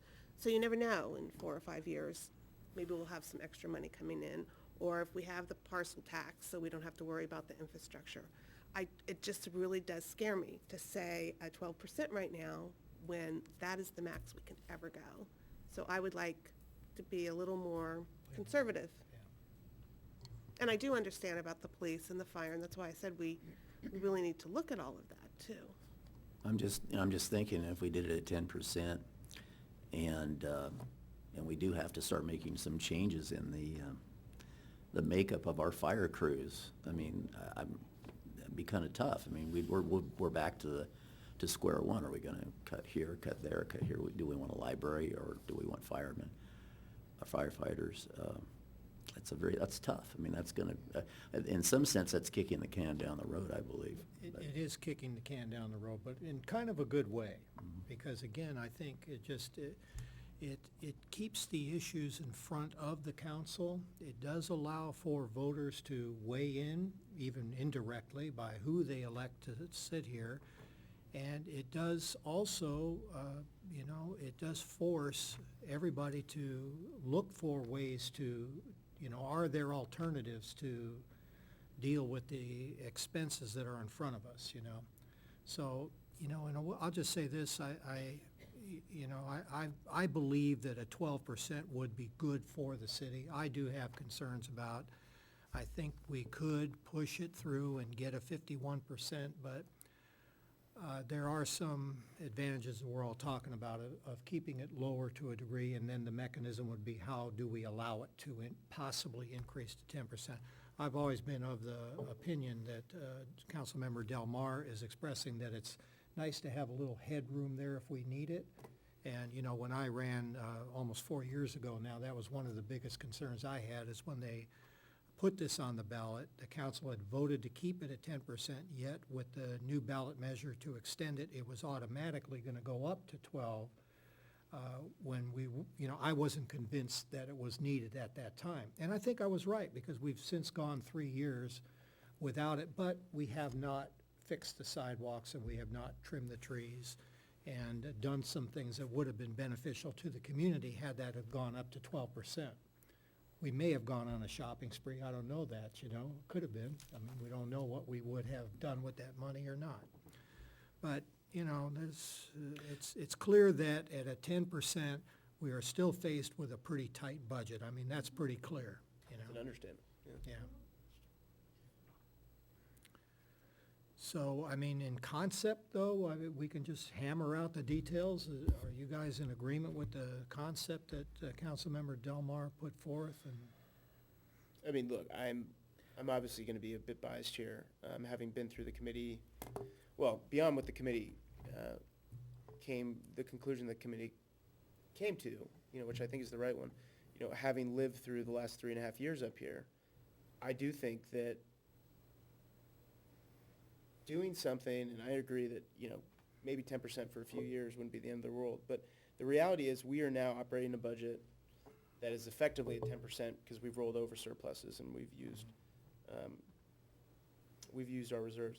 We're now operating a city government with an understaffed police department, an understaffed fire department, a community services department that is relatively non-existent, a public works department with not enough crew members to fix the leaks that are happening on a weekly basis, and a planning department that has consistently been understaffed and overworked for the last, God, probably 10 years. So what we're saying is that we are cognizant of all those facts. Yeah. Those are undeniable. And knowing those facts, we as a council want to tie our hands for the next 4 years to not provide any sort of relief for those employees and for those departments. And that's what effectively we'd be doing if we said 12% might be the right number at some point, but for the next 4 years, we're only going to be at 10%. I think that is unnecessarily tying our hands to continue with a shoestring, bare bones budget that we're running right now, and not being able to keep our key employees, and seeing a lot of employees probably leave, and probably not being able to recruit and retain employees in key departments like our police department. And we see that now. So, you know, as someone who's been up here for 3.5 years and has lived through that, you know, in some ways I'd rather just see us go to 6%. Because you know what? The reality is you either limp along like we are right now, which I think isn't sustainable. I don't think where we are right now is sustainable. Or you go to 12%, or you go to 6% and the city drastically changes. Yeah. I think where we are in the status quo has been very uneasy for the last year. And I think even through our budget talks of trying to come up with level 1, level 2 cuts, that was an uncomfortable conversation. Yes. Quite frankly, I don't think anyone up here was ready to go. Councilmember Arizmendi and I were probably I think we had both said, hey, maybe we can do level 1. And the majority, the other three of you weren't, and I completely respect that, because I don't think that it would be easy to see people being laid off. And God forbid if we went down to 6% to see massive amounts of people being laid off. So I don't think that this council in our last 5 months have been comfortable with the idea of, you know, making huge layoffs. And so that's why I think the reality is if you want to operate a city that is providing the services that the people want, and if you're going to listen to the town hall meetings that we conducted over the past 4 months, and we put a lot of time into that, some council members more than others. I put probably the least amount into that. If we did that for a reason. That was to listen to people and look at the feedback. Yeah. It was do not cut anything, give us more revenue, and provide us with the city that we love and with the services that we love. Taking all that, I cannot sit here with a straight face and say 10% is where I think we should be. Okay. I just can't. And so. Can I ask you just to elaborate on the point you made about the town hall meetings? Because I think that's an important point, because Councilmember Del Mar alluded to that too. Do we believe that the turnout at those town hall meetings was representative of what the city is, and if not, why not? I don't think so. I don't think so. I mean, and this is not to minimize the people that came out. It was wonderful to see people that are interested and that are engaged, but I don't think it was representative of really what the rest of the city knows or understands or educated about or even interested in. But I don't want to minimize the feedback and those that have participated in that, but you look at just even sheer numbers, what that looks to in comparison to the population of our city, it just wasn't representative. It's, but I mean, as far as sampling, I mean, well, why do you think then, I mean, what you're alluding to then is that the people that turned out were in favor of more city services and were willing to pay? You know, But those that weren't chose not to come, is what you're saying? Well, I'm just saying that I think those are people that are informed, that stay informed, that are interested in making sure that their civic engagement, their duty to participate in it. Whatever direction we're going to have to go into, it's going to even take more, I think, education with residents than we've ever have before. And, you know, I commend you that have been on the city council for these last few years, because I know it's been challenged and it's been difficult. But there's going to be a lot more education that's needed. I think we made a great effort. I think there was good turnout at the town hall meetings, but there are still other folks that just really may not know what the impact would be with whether a 10, 12% passed or nothing passes, because no one has really felt it yet. No one has seen it. Right. Has had to deal with the implications of it. So. See, one of the most important things to me, and I think if we look at reasons why the last one failed, I mean, part of it is, well, the last two, yeah. Well, I have a pretty good idea why the first one failed, and I probably had a lot to do with that. But the last one, you know, I mean, we were looking for consensus on the council, and we had a council member that felt that this was not something, and he felt that we would be fine at 6%, and then he left. He's gone. He doesn't live here anymore. So he wasn't even accountable for the decision that he made, and we lost by how many votes? 80 votes. 80 votes, so that's a swing of 41 votes, really. I mean, if you had 41 people that were more informed than they were, they would have voted the other way. And who knows if just that simple thing of having a council majority would have helped with that. So my concern is that we come out of here with a consensus. That's kind of what I'm looking for. I mean, it doesn't have to be that way. I think it would, for those that are going to advocate for whatever we do, having a consensus makes our job a lot easier. So that's why I'm kind of probing here. I want to know what everybody will and is willing to support. I mean, do we think that 12% is the right number to get to provide the funding so that the people get the services that they want and they are okay with paying for it or not? Because I think we should fight for whatever we believe is the right number. The question is, what is the right number? I understand the political considerations out there, but I think whatever we decide here, we can make it happen if we're all pulling on the rope the same way. But if we're not, then we have a bigger challenge and bigger risk. I think that's very well said. I mean, my sense of trying to compromise with council members Arizmendi and Del Mar is really about getting the community to see that we've all bought into the idea that we are short revenue and that we are trying to do something constructively about it. I'm absolutely, I've said this probably some more times, I'm sure I've bored a lot of people by saying it, but I do believe 12% is the way to go, and it's not just it's the way to go, to me it's the bare minimum we need. Because if you take a look at some of the spending that we have to do just to get up to par where we should be, 10% will get it done. And I'm also kind of curious because I feel like when I look at that public input, I talked to people. I was at the council member Del Mar and myself and Mayor Capocio were at the major town hall meeting, and I talked to maybe half a dozen people, now it's anecdotally, who were very assiduous that they had voted and opposed the UUT last year and had come to the view that that was a bad decision. I don't think that's anecdotal. I've been talking to people, and we've heard people testify at council meetings this year who opposed the UUT, who are now in favor of a 10 or 12% UUT. So I'm not so sure that public opinion is so dead set against a UUT because the facts have changed on the ground. More things have come to light. And the other issue is that, you know, no one saw anything really happening in the last two election cycles. You're going to cut, you know, the UUT, and what's the problem? Well, we're going to do this or we do that. Well, they haven't. What do? We just rolled over a surplus. There's been no pain. There's been nothing associated with the drop of the UUT.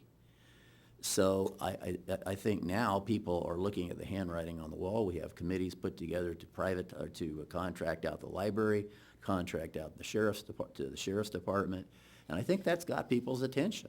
I really do. I think people realize now what the stakes are. Maybe they didn't realize that last year. Yeah. So I'm hoping that we can come up with some kind of a way to develop some consensus, like you said, to show the community that we're really trying to, you know, fix the city. And I just want to make it clear, I'm not talking about trying to talk the community into something to get it passed. I am afraid that if you go to a 12% now, that in 4 or 5 years, the next council, which probably won't be me, I know I won't be here, will then be making cuts. And, you know, look, if we could go up to 15 or 16%, we'd probably want to do 15 or 16%. But at some point, you have to know our income and our revenue is very limited. And if we put in the engineers that we need, and we put in the full-time police, their increases are gonna increase every year. Their benefits are gonna increase every year. And in 4 years from now, we're gonna say, okay, now we have no other income. How are we going to balance the budget? And those people are gonna have to start paring down. So, 12% is not the magical number. 12% is is the max that we can do. So that's my concern, is that we're not thinking forward. And let's face it, 12% would make my job as a council member a lot easier, right?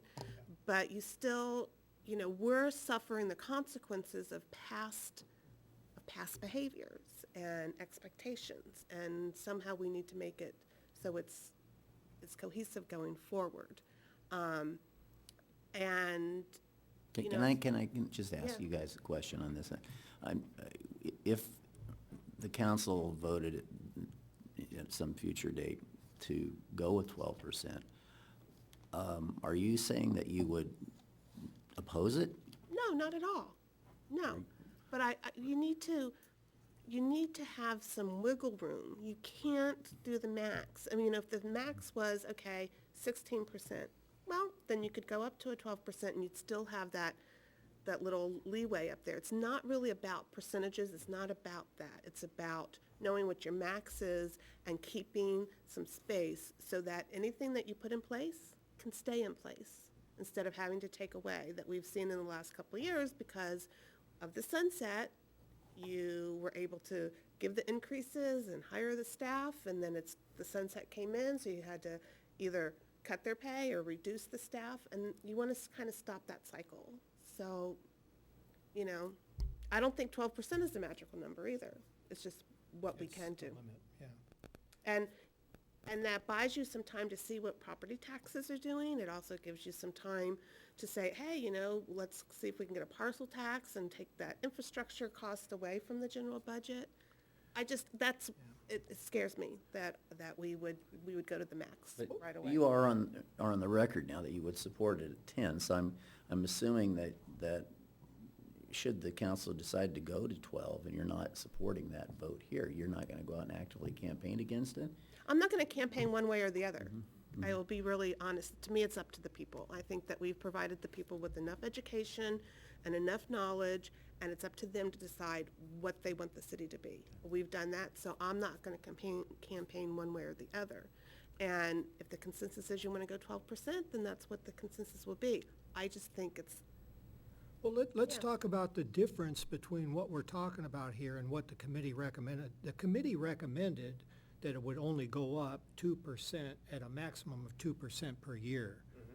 So, but still, what would be the starting point? I suppose if the election in April, at that time, it is still at 8%. It doesn't go down to 6% until July. So maybe it only goes up 1%. We don't allow We can, so this is what I'm trying to home in on, is like, what are the differences that we're really haggling over? I think everybody understands that a budget at the 10% rate is a pretty tight budget still, and we still are not able to do the things that Councilmember Goss says, get on top of our backlog of tree trimming. Of course, there might not be very many trees by then, if the drought continues. But we do have a lot of bad sidewalks, and we do have the problem with the fire department engineers that is not going away. And some of the other things that Councilmember Harabedian said is that we're really having trouble filling positions now because of the pay structure that we have. So, if we take... It's not just the pay structure. Oh, the They're having a hard time recruiting in the whole California for police, correct? It's hard to find them. Yeah. So That it's is not true. just because of the pay. It's a That is lot of true. other things. That is true. Okay. Yeah. Well, if I can comment too, the UUT 10 or 12, it's not going to be our answer to fixing all of The our infrastructure. infrastructure. Right. It's just not. Yeah. So, that's the other part that scares me, is that are we going to have to consider a tax somewhere else, whether it's a parcel? And I know we had brought that up, and the committee didn't necessarily recommend anything. But all of our eggs can't be in the UUT basket. Mhm.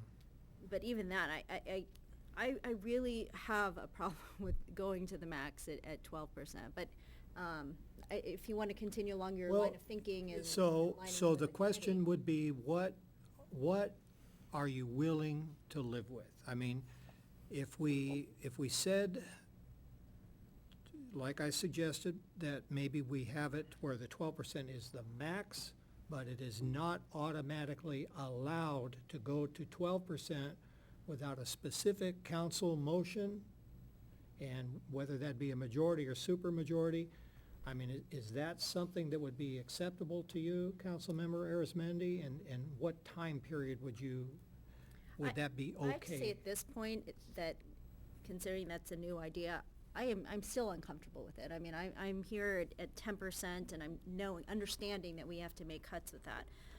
But if we're not taking a vote on that today, I'd definitely like to think about what the implications could be of if we set it for a later time. I'm still thinking about whether it can pass, even just showing that 12% is there, because Yeah. saying that we're going to do 10% for 4 or 5 years or X amount of time, that 12% is still sitting there. I do understand that, but really what I'm asking is, what are you willing to put your reputation on the line for?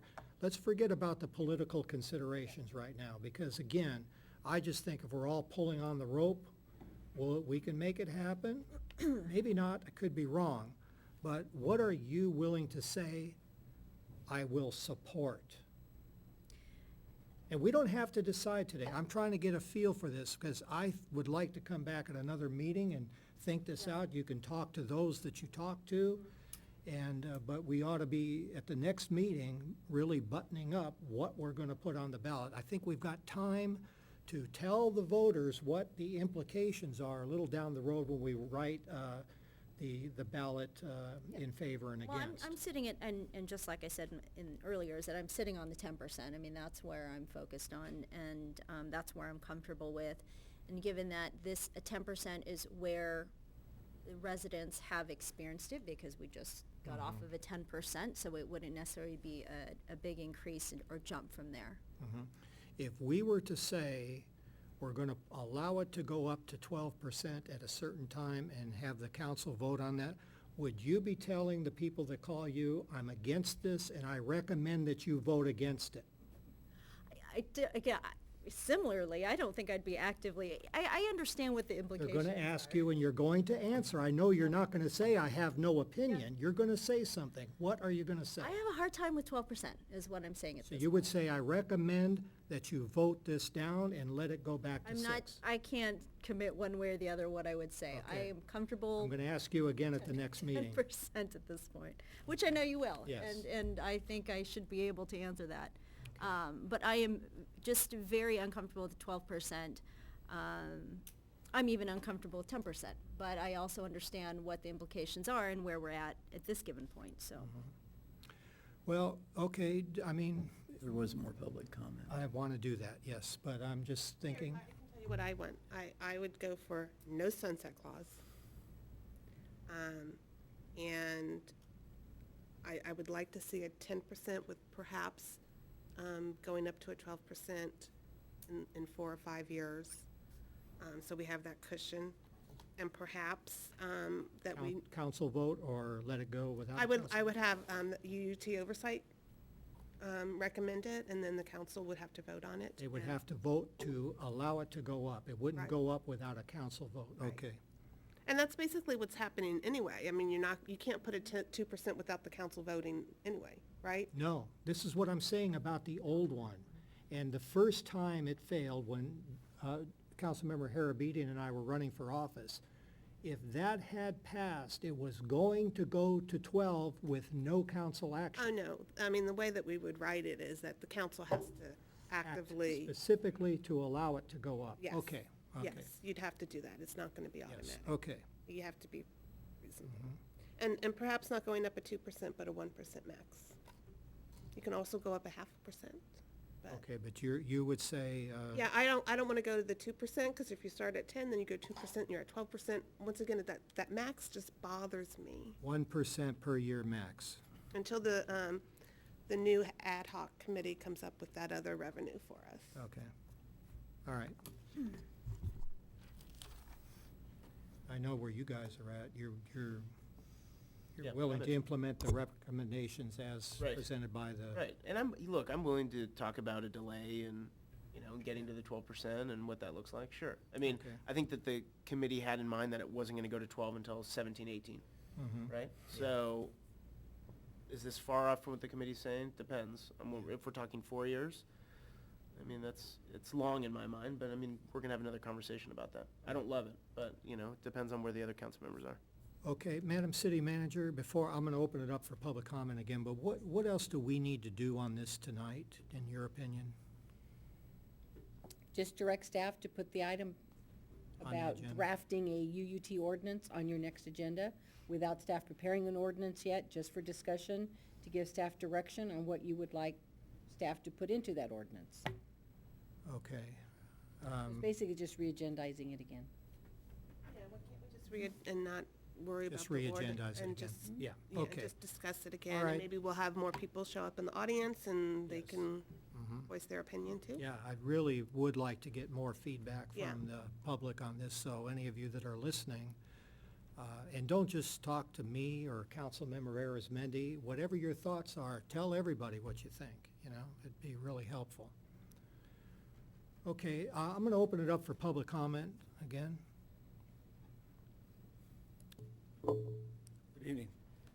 Mr. Mayor, thank you for the opportunity. Council members. Some of the comments that were made Can you earlier. state your name for the record, Sorry, my please? name is Lou Oronoz, How do you spell your last name, sir? Oronoz. Lou is common spelling, Lou. Just to get clear from my standpoint, and some of the comments that Ms. Arizmendi made, initially you were saying that, you were gonna come to an opinion and then sell it to your constituents. This isn't something that you gotta sell to somebody. It isn't something you want to impose on someone. This is someone that you came back later and stated that you wanted to educate them. I think if you educate them on the proponents of the UT tax going up to 12% and what it's gonna do, primarily, and I'm speaking to the issues of police, fire, and community services. I mean, we're talking about public and personal safety. If you stay at the 10% and you wanna hang out there for a while, that's good, but it's gonna take those level 1 cuts. And when it does that, that's when it's gonna have the impact on those 3 major services. Now, whether you're pro-police, pro-fire, pro-anything else, you gotta admit that when the situation calls for it, that's when you want the protection, personal and property to be available to you. If you take a police agency, for example, and you try and you have these level 1 cuts, and you take 2 people off the street or 2 people out of the department, and then you realize later, this isn't something you re-gear. You can step back if you have to, but you're not gonna readily just add 2 or 3 people to the department after that. There's a lot of conceptions out there on how exactly the police department or fire department run. You just don't throw more boots on the ground and just put an ad in the paper and have these personnel show up. They have to be there. If you go to the 12%, you have the opportunity by 2017, to start adding to it. You solidify, you strengthen those 2 agencies particularly. You go after an engineer or 2. You go after another policewoman or policeman, an officer that has them in the street at the same time. So you do that gradually, knowing that the vote has gotten you there. But that's what you have to do. You have to educate the people in the vote. You can't present yourself as saying, as Mr. Goss suggested, well, you're going to be a little tepid in saying, and you won't just necessarily support it. I would think that if the council approves one of it, if there's 2 dissenters or 1, you all got to get together and stick together and say, okay, we all support it. I didn't necessarily vote for it, but I will support the decision of the people that you're working with and us, the people that you're working for. So I would consider that, I would appreciate if, this went to a more arduous thought. I know the committee, they created this financial footprint for you all to consider, and they put these numbers together and they put these dates together and these benchmarks that you have to reach. I think that as long as they have completed all their due diligence in presenting this to you, then I think it's incumbent upon all of you to put it together too and come to a conclusion that, that was at these town hall meetings. If you sat back and you had a hot dog with some of these people, or you shared a Coke with them or something like that, you can understand that there was more people, and it surprised me, that said, hey, I don't want these cops to go away. I don't want the firemen to go away. We need these people. Something happens, what do? We have a relatively low level of crime in the city. Why is that? It's not because we have a great library. It's because we have black and whites on the streets. We have fire engines. We have paramedics. We have people who are there to protect us. It's not for anything more than that. It's pretty basic. It's pretty simple. So my suggestion to you is to go ahead and really rethink this thing about taking it to 12%. It's there for a reason. These people did their work and presented that number for a reason. Ma'am, with all due respect, they didn't say, let's just make it 11, or let's make it 11.25%. They obviously have done their work far more than I would ever volunteer to go ahead and work with these people, and said, this is the number. I think now, these last 4 years, it's time to look at that number and pay heed to it. So that's my suggestion to you all, and thank you for listening to me. Thank you for your comments. Does anybody else like to comment? Okay, I'll close it again, and I think our direction is to give it some more thought and come back, and let's see if we can't achieve a consensus and give staff something very specific so they can draft. I don't have my level 1 cuts here, but did level 1 reduce staff at all? Yeah. And who? Yes, it did. Yes, there were some staffing reductions. I Mainly remember the library in particular, administration, and. Any police or fire? Police, yes. How many police? One I have it FTE. here. I think it was one FTE. It was part-time in the police department. Okay. I think it's about the equivalent to about one FTE. Councilmember Ismendi? I'm scrolling down to it right now. Community services. It's been a while since we've looked at that, but Services. there were part-timers in the level 1. Oh, I'm looking at level 3 already, sorry. I skipped over it. Sorry.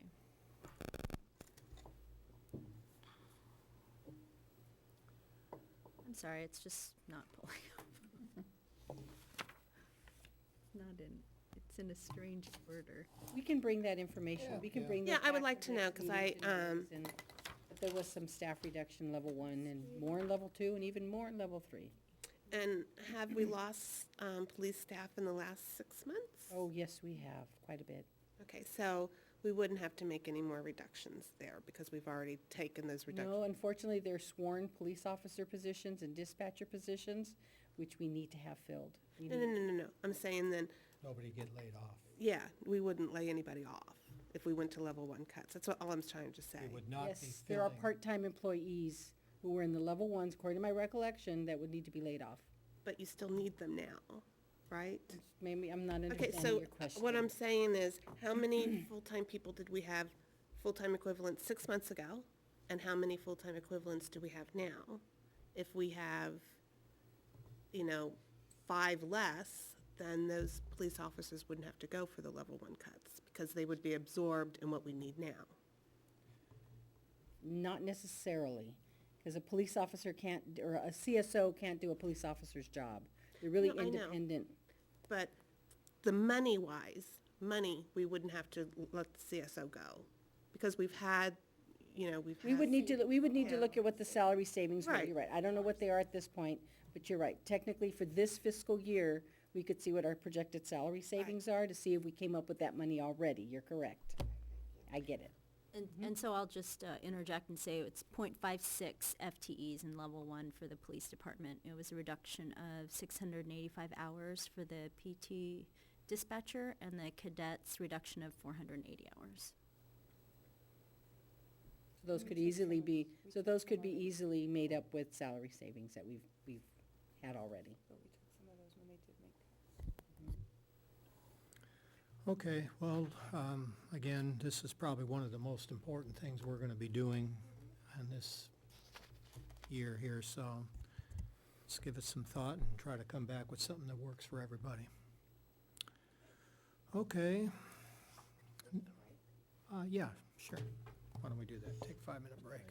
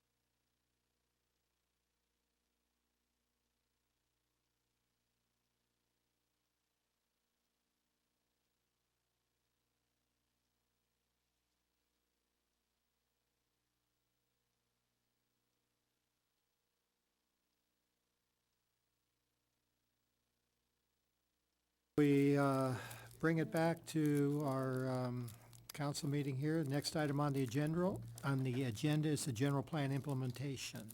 Yes, Mayor, members of the City Council, as you're aware, we now have an approved general plan, and the next and very important step is to make sure that we begin to implement the plan that the council has adopted in our new general plan.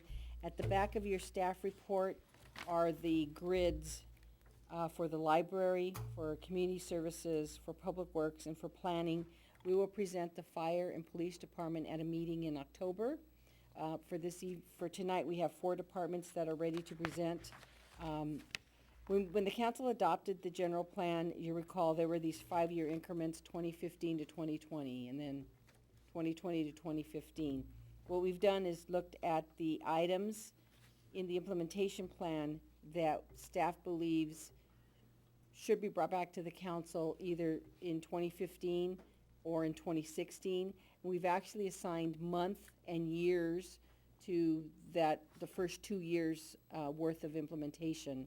And we would just like the city council to give input into the prioritization of these to make sure we're bringing back the things you would like to see come back first. And if there's something you want to come back sooner or later, staff can make an adjustment to the schedule. We are going to go in the exact order that your attachments are in your staff report. The first attachment is the library, so the library will go first. Second attachment is community services. Third attachment is also community services. Fourth attachment is public works, and the fifth is planning and community preservation. So at this point, I'm going to turn it over. I'm assuming the council would like, there's 2 ways to do this. I know you've all reviewed this. You can either tell us which you'd like to just change and defer the department head staff reports, or the department heads can go over each of their implementation schedules, however you'd like to proceed. Would you guys, I mean, I looked at it, I was really okay with it. Yeah, exactly. I don't have a ton to add. I thought it looked great. So I don't know if we need to have each director go over it in detail, but it's up to, I'll defer to the rest of the council. Well, and I really appreciate what you did here, which is to put a specific month on everything, so that just gives us something to track and work for, and it does give the community the security of knowing that we take this very seriously and are actively implementing it, so I looked it over. I mean, how do you guys? One question, and that was with the historical survey, Oh, yeah. and I forget which one that was in. That would be the last attachment for planning and community preservation. What page? Let's see here. It's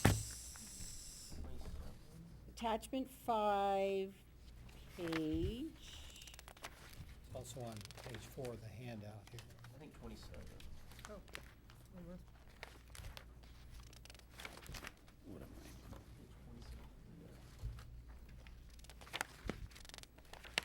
You also have the handout, it's on page 4. Yeah. of that, so. I think I can find it. It's page 11 in the handout. On the attachment, On the summary handout? page 11? Page 4 is, the city shall engage a Page service. 27 of the. Yeah. So, the city will engage in the historic comprehensive survey. You wanted to do that between 2015 and 2020, correct? Right? So that would be in the next 5 years? Well, you got it here as February 2020. Correct. I didn't look at the handout before. I was just going by my thing here.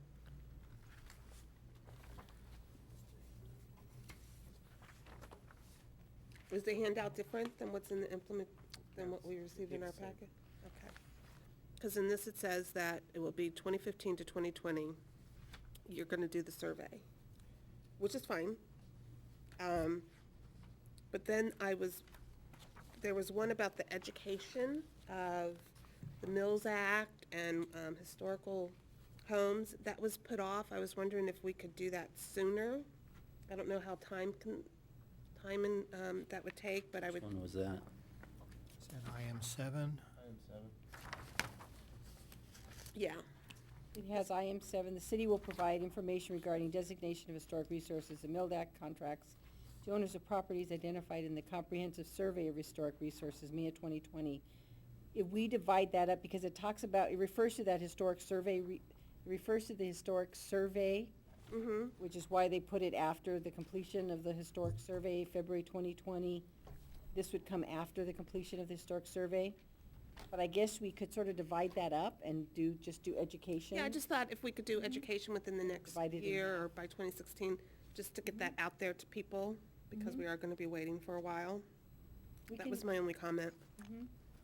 Everything else was We're fine. splitting that one in half. I had a quick question about the, not planning. This is actually with community services. We worked so hard to get that community advisory for, the aquatics. Is any other outreach efforts? Is just no interest? As to date, there's still no You have applicants? to hold it up to your mouth. We have tried every venue that we know of. We are open to more suggestions. We have Waterworks has put the applications out at their facility. We've put it through eBlast with Stereovine, and nobody has applied. We contacted all of the people that participated in the contract, Be really even close. closer. Yeah, you have All to the be really people close. that participated in the contract negotiations and provided feedback during that time. We asked all of them to apply. We did not receive any responses. Really? So we are definitely open to suggestions if anybody has them. If anybody's watching and wants to participate on the advisory board, please contact City Hall. How about Facebook? Do Did you Facebook. repeatedly put it on the Facebook? We haven't feed? done one in probably the last 6 months or so. We probably haven't done one in the last 3 months, but we have done Facebook. Maybe as every well. 2 weeks, just post it up there, you know? Can do that. Okay. I just remember we worked really hard to make sure that advisory committee was put together. It's a shame we don't have any applicants yet. I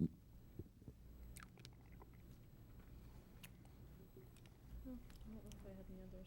And I just want to say, the previous general plan, we didn't have the implementation plan. And I really like this document because it forces us and future councils to make sure that all of these things take place. Because that was one of the big complaints that we had was, we had this general plan, but the things never got done.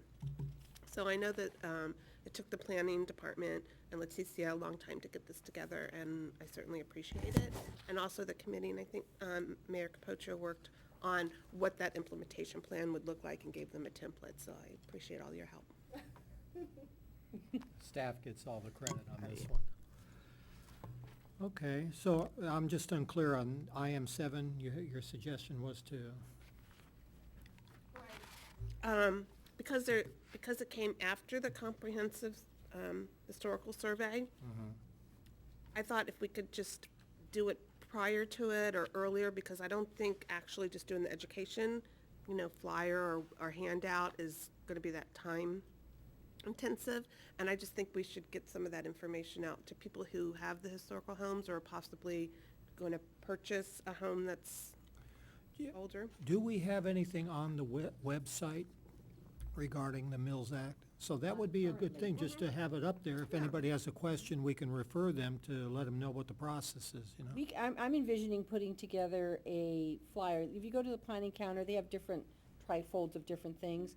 One of them can be, there's a number of benefits you get, Right. including reduced permit fees if you agree to have your house, you go through the process to have it designated as a local historic resource.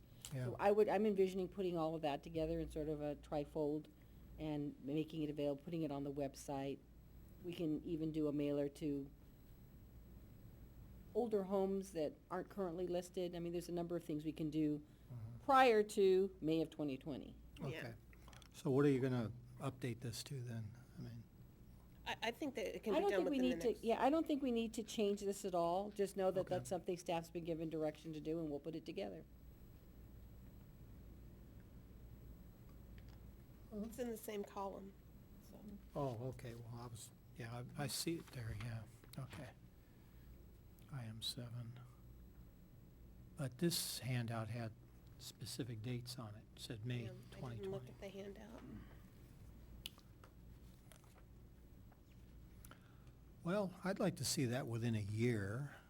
Oh, absolutely. Okay. Oh, no, we'll definitely do it Okay. within a year, don't worry, Okay. we'll, Yeah. you know, All right. we'll get that put together. Okay, well, anything else? Any other? Don't say anything. We're good with everything or just planning and community preservation? I'm good with Me everything. too. All right, that was a quick agenda item. Okay, consideration of follow-up regarding the community input. I mean, we talked about that a lot, do we? Oh, public comment. Would anybody like to comment on our general plan implementation? Ms. Alcorn?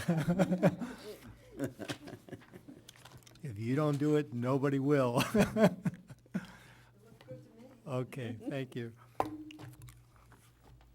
Okay, consideration of follow-up regarding community input for the 2015-2016 budget. This was an item that was carried over from your last council meeting. Staff was asked, as we were doing all of the community outreach, to keep track of the comments that we received and the input that we received. So attached to the staff report is a summary of all of the input received from all of the various meetings that were held. And one of the items on the current council strategic plan was, once we had the budget adopted, a few months later, come back, take a look at these comments and see if there's anything else the council would like staff to look into further, study further, agendize for a future council meeting. I would like to mention that quite a few of the things between having the 3 committees Yeah. that the council's established, a lot of the questions are being addressed through that, through those 3 committees.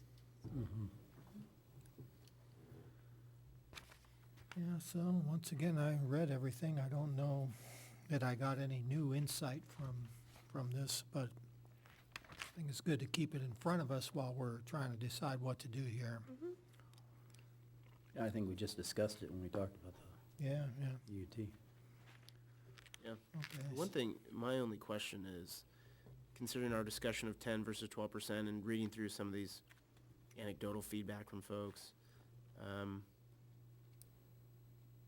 one of them being, I choose to auction off to cities that want them every Sierra Madre resident who does not support the UT. I thought that was pretty funny.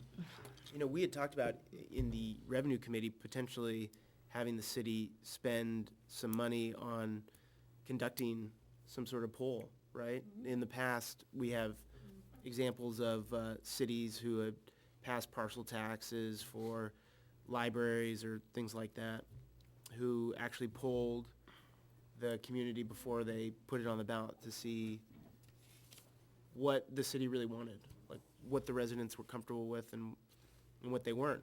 And I think that we had a pretty good discussion up here about, is the city, where are the residents at? Are they okay with 10 or would they rather have 12? I guess the one question that I have is, one, how much money would it cost to do, as a follow-up to some of the budget feedback we got in these community town halls, how much would it cost to do a basic phone poll? I don't know how they do it. Do they do it as they could probably do it as a phone or otherwise, but do we have any numbers on that? Yeah. We don't have an estimate, we haven't requested that kind of information in the past. We can have it for you as part of your agenda that's coming, your item coming back on the next meeting. We can interview a few firms and find out what or get some cost estimates from a few firms, to see what they would charge for something like Right. that. I would caution you, in my experience, I think if we find anything less, I think it's gonna come in the $10,000 to $20,000 range. Right, which the committee was sensitive to that. We had talked about it, we said, considering the budget shortfall, you don't want to go out and start spending money on polling, but you also want to make sure that whatever you put on the ballot is as educated as possible. Sure. And knowing where people are. So that was something that came from the committee that we had discussed, but, I think it's a decent idea. We'd never done it in the past. Or at least we did. We've discussed it. We've discussed doing it in the past, and I think for money reasons we didn't, but I think it's something we need to consider. And I definitely be interested in that information. I mean, as we discussed earlier, one of my biggest concerns is whether it can pass or not. So, whether we actually go through with it and contract that kind of service out will still be of discussion, but I think it's worth it to get a estimate as to what it The, costs. the only problem I have with it is. Costs money. Well, it's aside from money, but what questions do you ask? Because if you ask people, real simple, I'm exaggerating, do you like to pay taxes? The answer is gonna be no. So how do you put it in the context of this is what you get for your taxes, and are you willing to forego that, Right. to save some money? I mean, so how do you, These firms are experienced and they know how to come up with the questions. oh, yeah? That's one thing, this is what they specialize in. Mhm. And this is why you're paying, And they would look at the They- body of work that we they would have look at, yes, done, and and pose the questions. They would, if you want the questions, you can come back to the council to have feedback on what they're asking. Yeah. But they definitely know how to ask the questions, because they want to make sure what they give you is statistically valid and represents. Okay. All right, if you come Picture up with a accurate. cost, I would consider it, but, Because to the points that we were hearing earlier, whether 10 or 12% and is the better number, and whether the feedback we received at the town halls was really accurate of the city as a whole, I think there are some questions there, right? Whether we were asking the questions in an unbiased manner, whether folks were predisposed to answer a certain way based on the way that we were wording. I mean, this is all really complicated stuff that I can't even start to yeah. explain, right? It goes to a lot of this statistical and psychological aspects of polling that, like the experts do. And so I think it's worth at least looking at the numbers and seeing, and, if they come back and they're just much too high, then we'll kind of be doing one of these again, Right, right. Which we've been doing. Is what we've We always put our thumb in the air and say, hey, based on these conversations, so. Who you talk to. Or we go to one of the colleges and find a sociology major who has to do a statistical survey, and Sure. say they could use us. And they would be graded on how well they did after the fact. That would be Yeah, interesting. haven't that's a good had thought. to do that as a sociology major. I know it's hard to find an area or a population that. Right. Interesting, okay. Right. Okay, we have a public, and we're grateful for that. I would also suggest to find out what it would be for an online poll, because I know for a fact that most people are not answering their I landline don't, yeah. anymore, Yeah. so. A lot of people don't What? have landlines. Their yeah, they're what? I don't know. Better. Yeah, Yeah, it's a good point. but my again, that's a good question, because experts I will had some figure it concern out. about legitimacy Problem of an with online. online polls is, Yeah, depends on how they're done, but Yeah. they're access to prone the for, lines. right, they're, vote early and often. But you Early can, and you can often. set it so that you can only vote one time from that computer.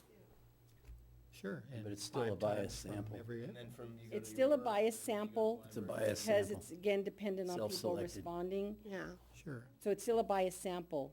For it to be statistically valid, they need to make sure they reach the age groups and the right Right. Democrat and the right I know seniors that percentages won't, and yeah. who votes, who normally votes and who normally doesn't vote, and And at the Okay. same to time, political party and everything. it may not be discounted. I mean, that still might be just another means of getting Another data point, food, right? Yeah. food feedback and input. The town hall was one. Maybe that's just another opportunity for us to. I know, because Do a kind of looking, combination too, Yeah. both, good. well, My experience with the poll, for example, each of us has 2 or 3 emails, and you can do it from I can do it from my laptop, I can do it from my home PC, I can do it from my iPhone, and I've now voted 3 times. So there's some concerns with the online, but it is another measure of input.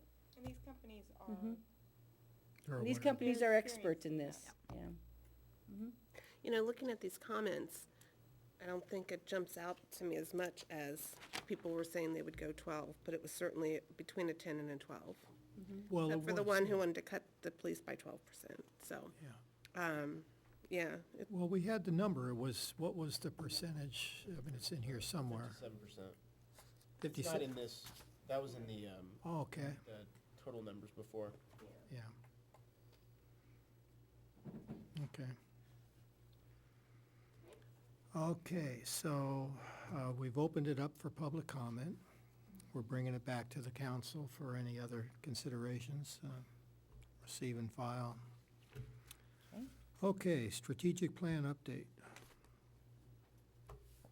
The last item on your agenda tonight is the strategic plan update for the month of September. And believe it or not, our next strategic retreat is planned for October. Oh. So you should have that on your calendars. Comes up quickly. October. Mhm. Yes. I did ask the city manager at the conclusion of the next one to agendize as to whether we want to do this twice a year or just do it. So going into the next one, keep that in mind.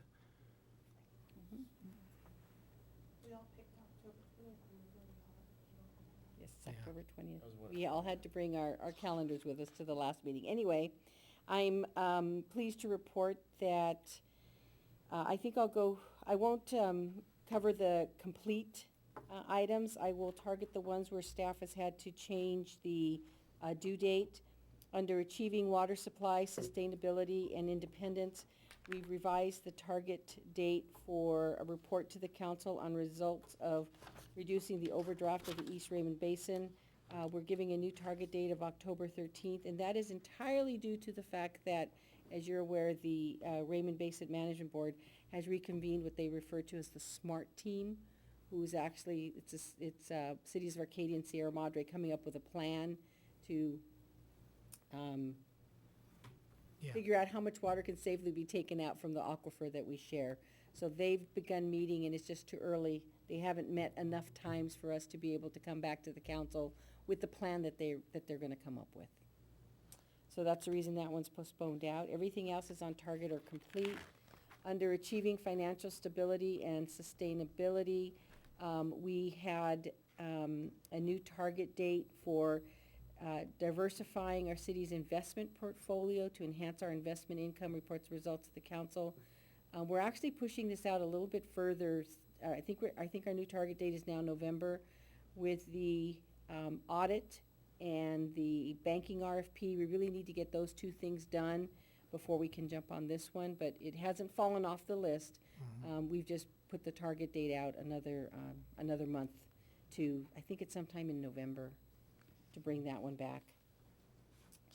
On finalize and implement the general plan update, everything is on target or done. On your agenda this evening was the last on target, and that was getting your direction and prioritizing the implementation measures. And you concluded that this evening. Under provide high-quality, cost-effective, and achievable public service, we did have a revised date, but again, this would move to the complete column this evening. This was the report from the Revenue Committee. That was on your agenda this evening, and that will now move to the complete column.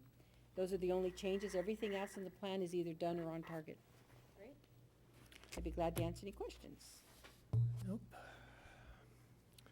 Okay, well, are there, open it up for public comment? Okay.